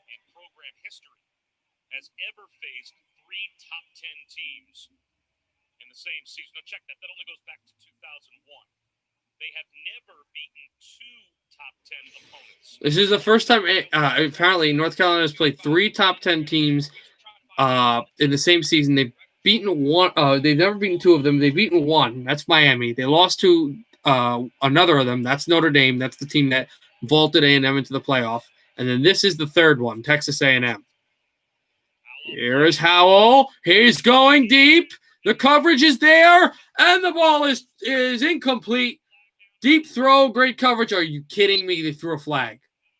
That's fantastic coverage. Are you thank God that it's only a 15-yard penalty in college football. Please don't tell me this is PI. That was fantastic coverage. Oh, it's not. It's not. It is not pass interference or holding. It is a call against Texas A&M. Roughing the passer is the call, and we talked about how much they've hit Howell in this game. They've gone after him. Yeah, that's roughing the passer. I hate to say it, but it is. O'Neal Jr., if you remember, got in trouble early in this game with the taunting of the sideline when they were in the red zone that North Carolina eventually converted into their first points of the game, a field goal. A roughing the passer call, which will help Howell and his offense. Very close to the field goal target line.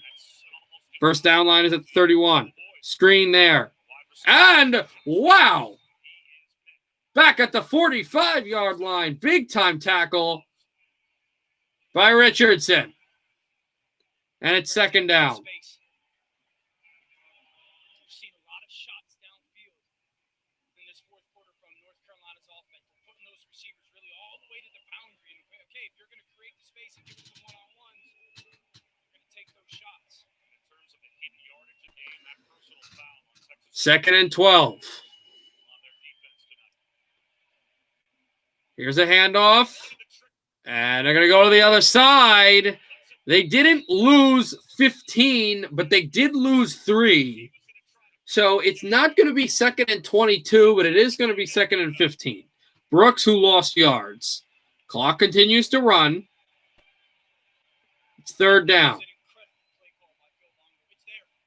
If they don't get that penetration, it is there for a walk-in touchdown to the tight end. Okay, third and 13. We've seen this is the pressure down by Texas A&M. Talked about it. Aggie's got to figure out something here to make a play. Less than 6 minutes to go in the game. Final game for a lot of these Texas A&M Aggie players. A few North Carolina players too. They're a bit younger than them. Here's pump fake. Pump fake still. Howell's going to go down. They sack him. They sack him. Jeremiah Martin with the sack. On fourth, now it's fourth down, and I don't think they go for it here. It's got to be a punt here for North Carolina. That would be, and I don't think they're in range to kick a field goal here.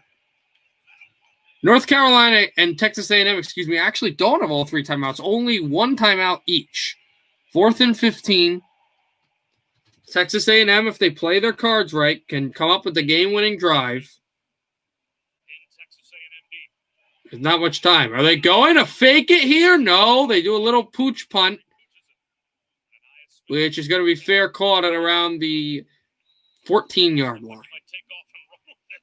Let's look at this blitz package though on third down. Okay, this is O'Neal. Watch this shallow cross. He's got vision right there.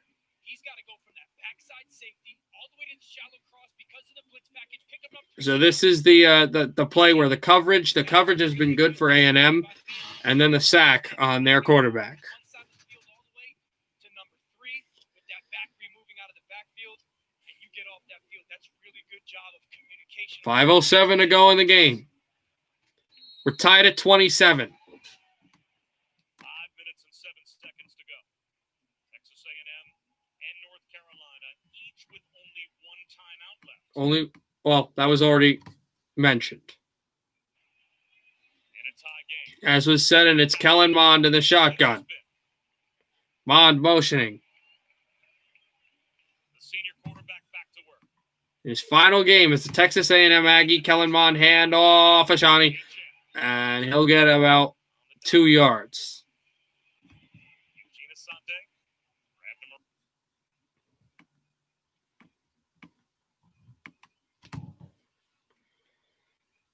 Okay, we got to do something crazy, like continue Second down here to do what you do well on your for the Aggies in the shotgun. They'd like to get in better field position, even if they don't get the touchdown. Be in a position where also start thinking about field goal range. If you can get there, got a long way to go. Here's Ashani. Believe he got the first down. I think now for Jimbo Fisher with that first down. He did. The mindset. It will stop will not stop the clock. They set forward progress before he vaulted out of bounds. It will not stop the clock. Minutes plus. And you're either going You use the clock. The clock is not your enemy at this point. It's not that bad. You have 1 timeout to work with. It's going to be less than 4 minutes to go, but the clock is not the worst thing in the world if you're A&M. If you can methodically, this is what they're built for. This is their team. Ashani turning more corners. Ashani, a foot race. Ashani is going to go. Touchdown, Aggies!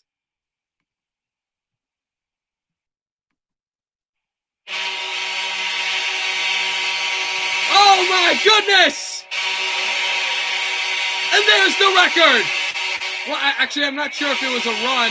It was a run. That's not the record, guys. But that is the touchdown. 76 yards to the house. And the Aggies are in position.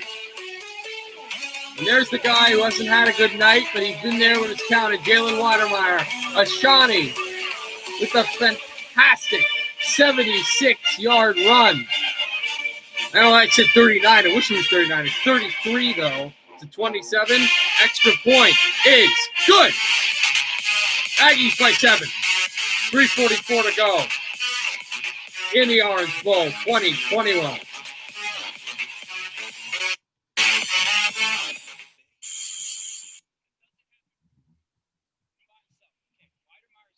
What a play. What an unbelievable sequence of events.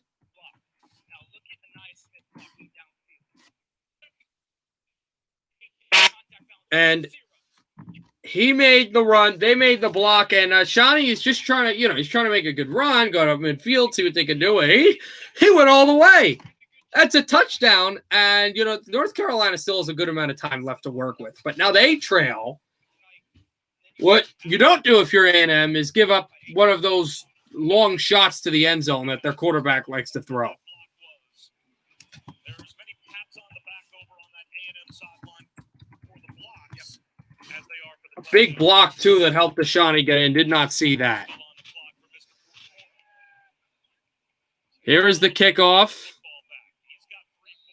I was hoping maybe maybe a kickoff to a return to kind of take some clock off, but it's a touchback. So North Carolina get it at the 25-yard line. Oh, my goodness. I didn't even realize that. He was going to probably get tackled. It's Jalen Weidermeyer who makes the block to take down number 7. It was big for North Carolina. Who almost gets him again.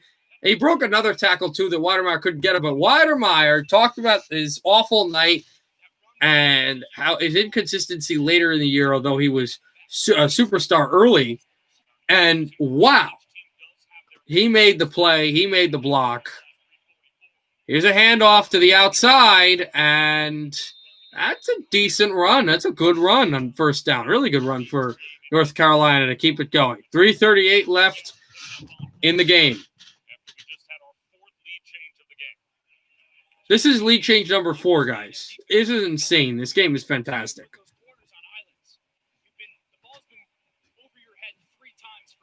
Second and 2.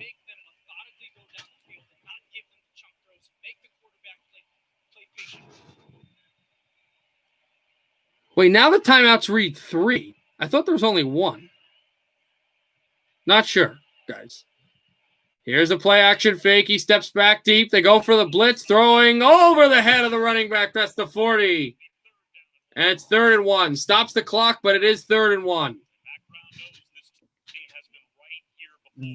Interesting if they don't get the first down here, the play call.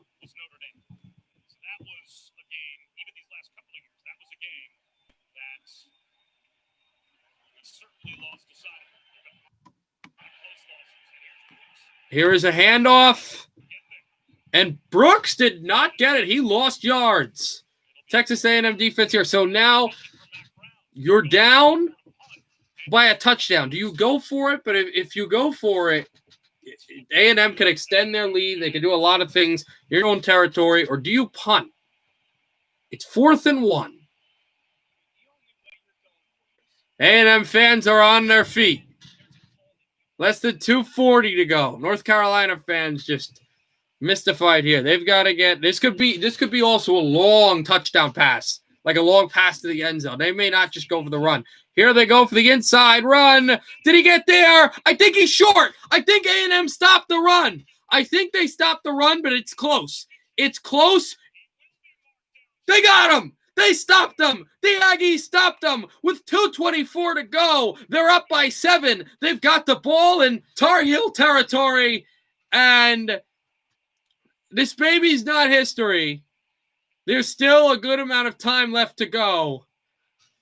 But the Aggies are up by 7, and only a 1 loss in this season, but in a season that, they felt like they should have made the playoff. It's been a very tumultuous season. What a way to go out and win the Orange Bowl, which is one of the most prestigious bowls in all of college football. If we could come back, they don't need much, but they're going to need some plays, and this defense has stood tall. They're running the chains just to see, but I don't think there's any way that this is a first down, right? This should be short. It's short. Yep, that confirms what we know. With 2:24 to go, the Aggies are going to get the ball, and maybe about 90 seconds, Texas A&M players will get that Gatorade bath ready for their coach, Jimbo Fisher, who needs something. That would be awesome.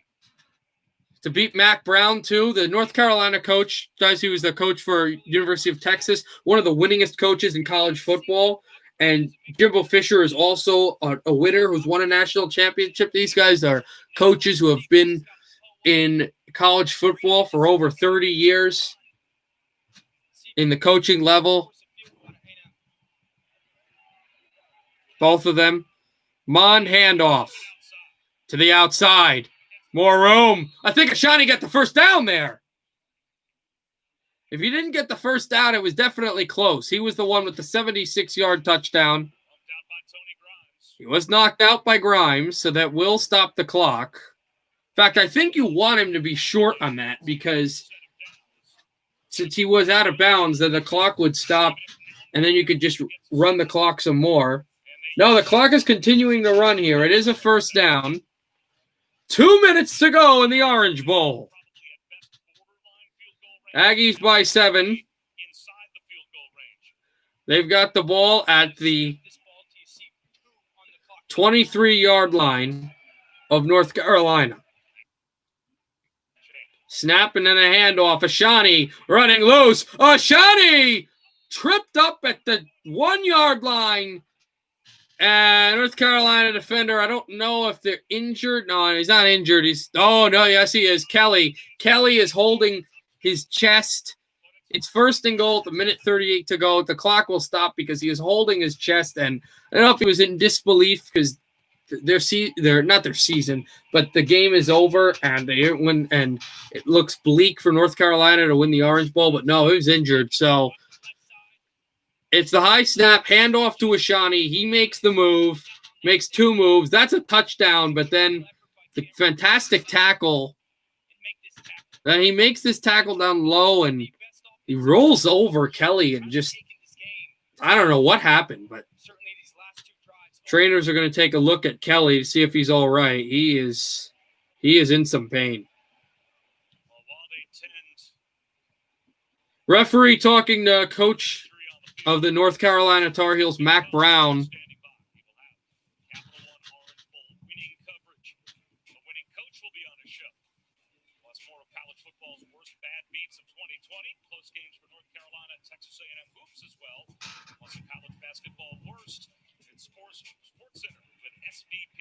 And now Kelly is getting off the field. The reason why Mac Brown was talking to the referee is trying to figure out timeouts to be taken off because of injury timeout, but I don't think anything's going to be taken off now because he was able to find his way down the sideline. Everybody realizing that maybe that Ashani play was really a dagger. Also that 4th down play as well. And North Carolina played good enough to win this game, but the Aggies have shown that they are a really resilient team. That this team, I believe, I know Alabama, and I get that they had Mac Jones, the best receiver in college football, and all this stuff, fantastic running back, whatever. I believe that this team, and they won't get the chance to, but this is a special core. I believe this team could have won the national championship. This is a special team. I think these Texas A&M Aggies, the way they fought for each other and the way they were constantly underrated, never will be forgotten by their fan base, but still kind of will be overlooked in the future by other people. These Texas A&M Aggies, Josh, if you're still here, these are the 2017 Ottawa Senators of college football.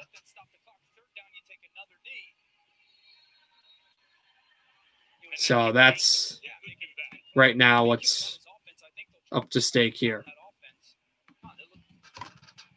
North Carolina, I think you got to let them score and hope that you can score twice in 90 seconds. So let's see what happens. Touchdown!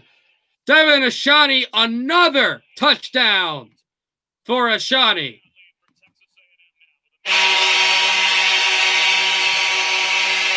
That should be it.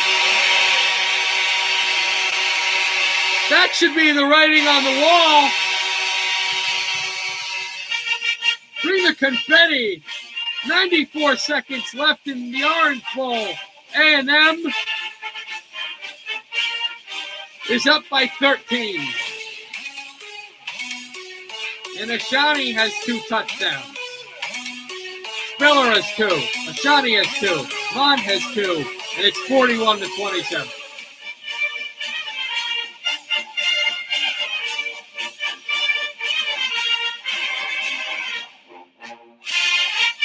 So now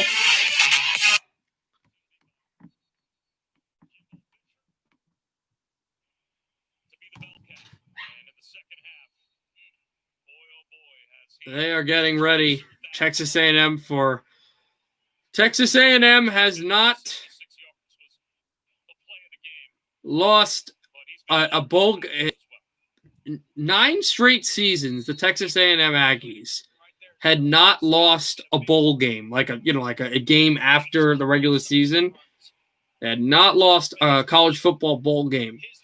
It's about to make it a decade for Texas A&M in the next 94 seconds. That'll be a touchback. And North Carolina will get the ball here. The problem in the second half, certainly in the fourth quarter, was they have not been able to get this true freshman on the ground. Ashani, a true freshman, and early on, he had some issues in this game. He has just absolutely exploded. He has got what could be the game-winning points, and then that last touchdown to salt this one away. Also, committee, 41 points on the team that Notre Dame, the one top 25 healthy team that Notre Dame beat. That should show you that this Texas A&M team, even if they can't beat Alabama, when they can, and that they did, this is a team for the ages. You're going to have to try to create some chunks real quickly.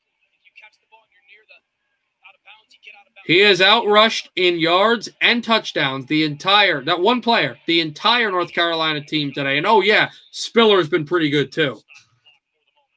2nd and 1, North Carolina converts. They've got 2 more timeouts, North Carolina, to use. But they are down by 14. Getting out, throwing on the run, incomplete. Into the sideline, which stops the clock. The game has 55 seconds left in it. Making sure everyone ball stays in front. You can give up a ton of completions here. You're just trying to make sure this clock gets run out as quickly as possible. The ball doesn't go over your head.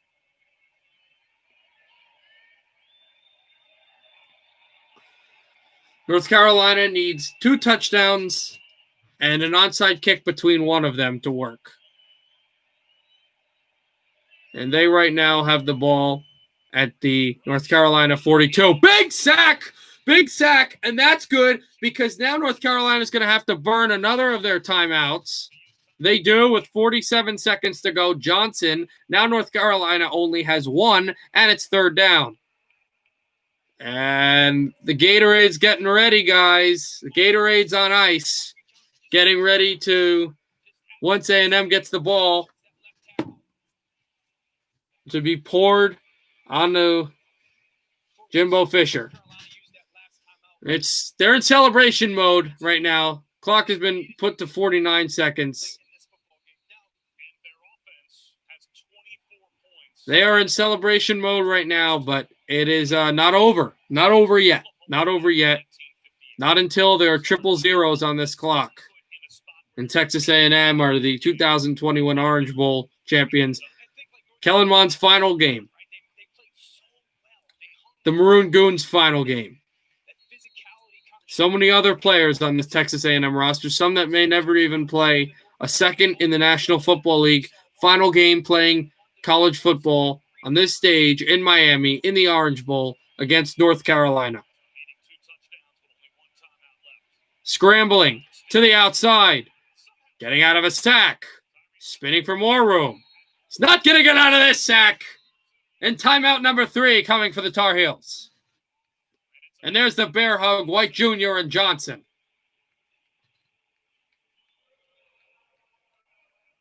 And now the Gatorade jar is going to get filled. Again, it can't get dumped until they get the ball. They got to make one play. Texas A&M just has to make one play.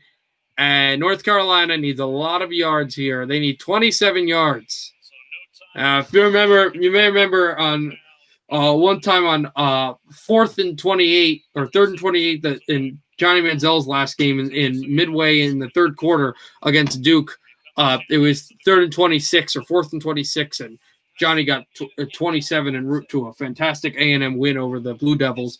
But that was a long time ago. They need 27.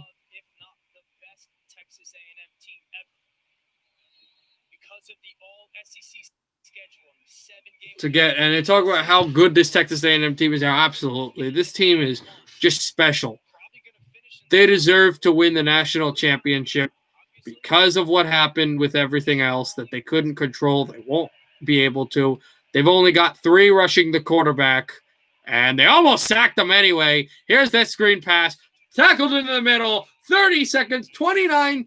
This clock is going to continue to run. They don't even stop it.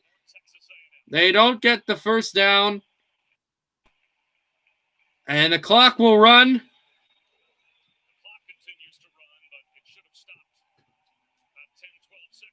And they stop at 16 seconds. They should. The officials are going to put more time on the clock, but all the A&M Aggies need to do is take a knee. The final play of Kellen Mond's college football career is coming up with 31 seconds to go. The final play, I think he just got dunked with Gatorade, but we must have missed it. 31 seconds to play. Jimbo Fisher gets a big hug by Uriah Smith. Final play, though. Kellen Mond's career coming up. He'll take the knee down. And they are going to trot to center. And here comes the Gatorade. Here comes the Gatorade. They're chasing after Jimbo Fisher. They can't catch him. It's spilt down anyway. They're going to get him later in the locker room. It's not going to matter. 10 seconds left in this game. And it'll wait till 6 to 5, 4, 3, 2, 1. Ladies and gentlemen, the 2021 Capital One Orange Bowl champions, your Texas A&M Aggies. They go to 9-1, their final game of the year. They don't get to compete for the national championship, but they finish second in the SEC, second in the SEC West, 5th in the United States of America in college football. Kellen Mond with an emotional hug with his coach in his final game as the Texas A&M Aggie. He doesn't break the record, but he ties the record with Johnny Manziel. What a game. What a team, man. If I was more emotional about sports, I would be crying bullets right now. What an absolute game, and what an absolute team. I'm not going to show, what happens right on the computer, but if you want to look it up later, you can watch Texas A&M getting the trophy, and valiant effort by the North Carolina Tar Heels. What a quarterback they've got. What a team they've got. But Texas A&M, 41-27 over the second team that Notre Dame beat. Yeah, this team should have been in the playoff, but they win 41-27 over the Tar Heels, 9-1. They are the Orange Bowl champions.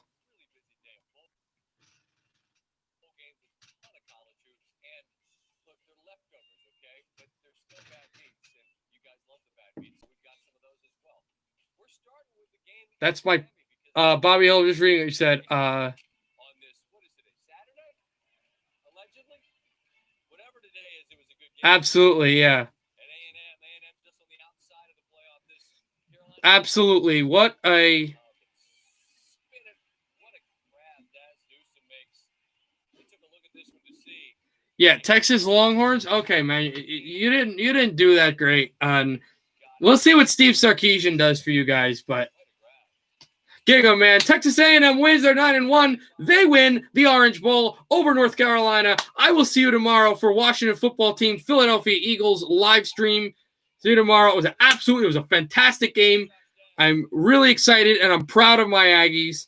Oh, okay, cool. I don't really like or care about them. My least favorite team actually in college football is Alabama. Sorry you had to come at the end of the stream, but happy hockey, everybody. I'll see you tomorrow for Washington Football Team and Philadelphia Eagles.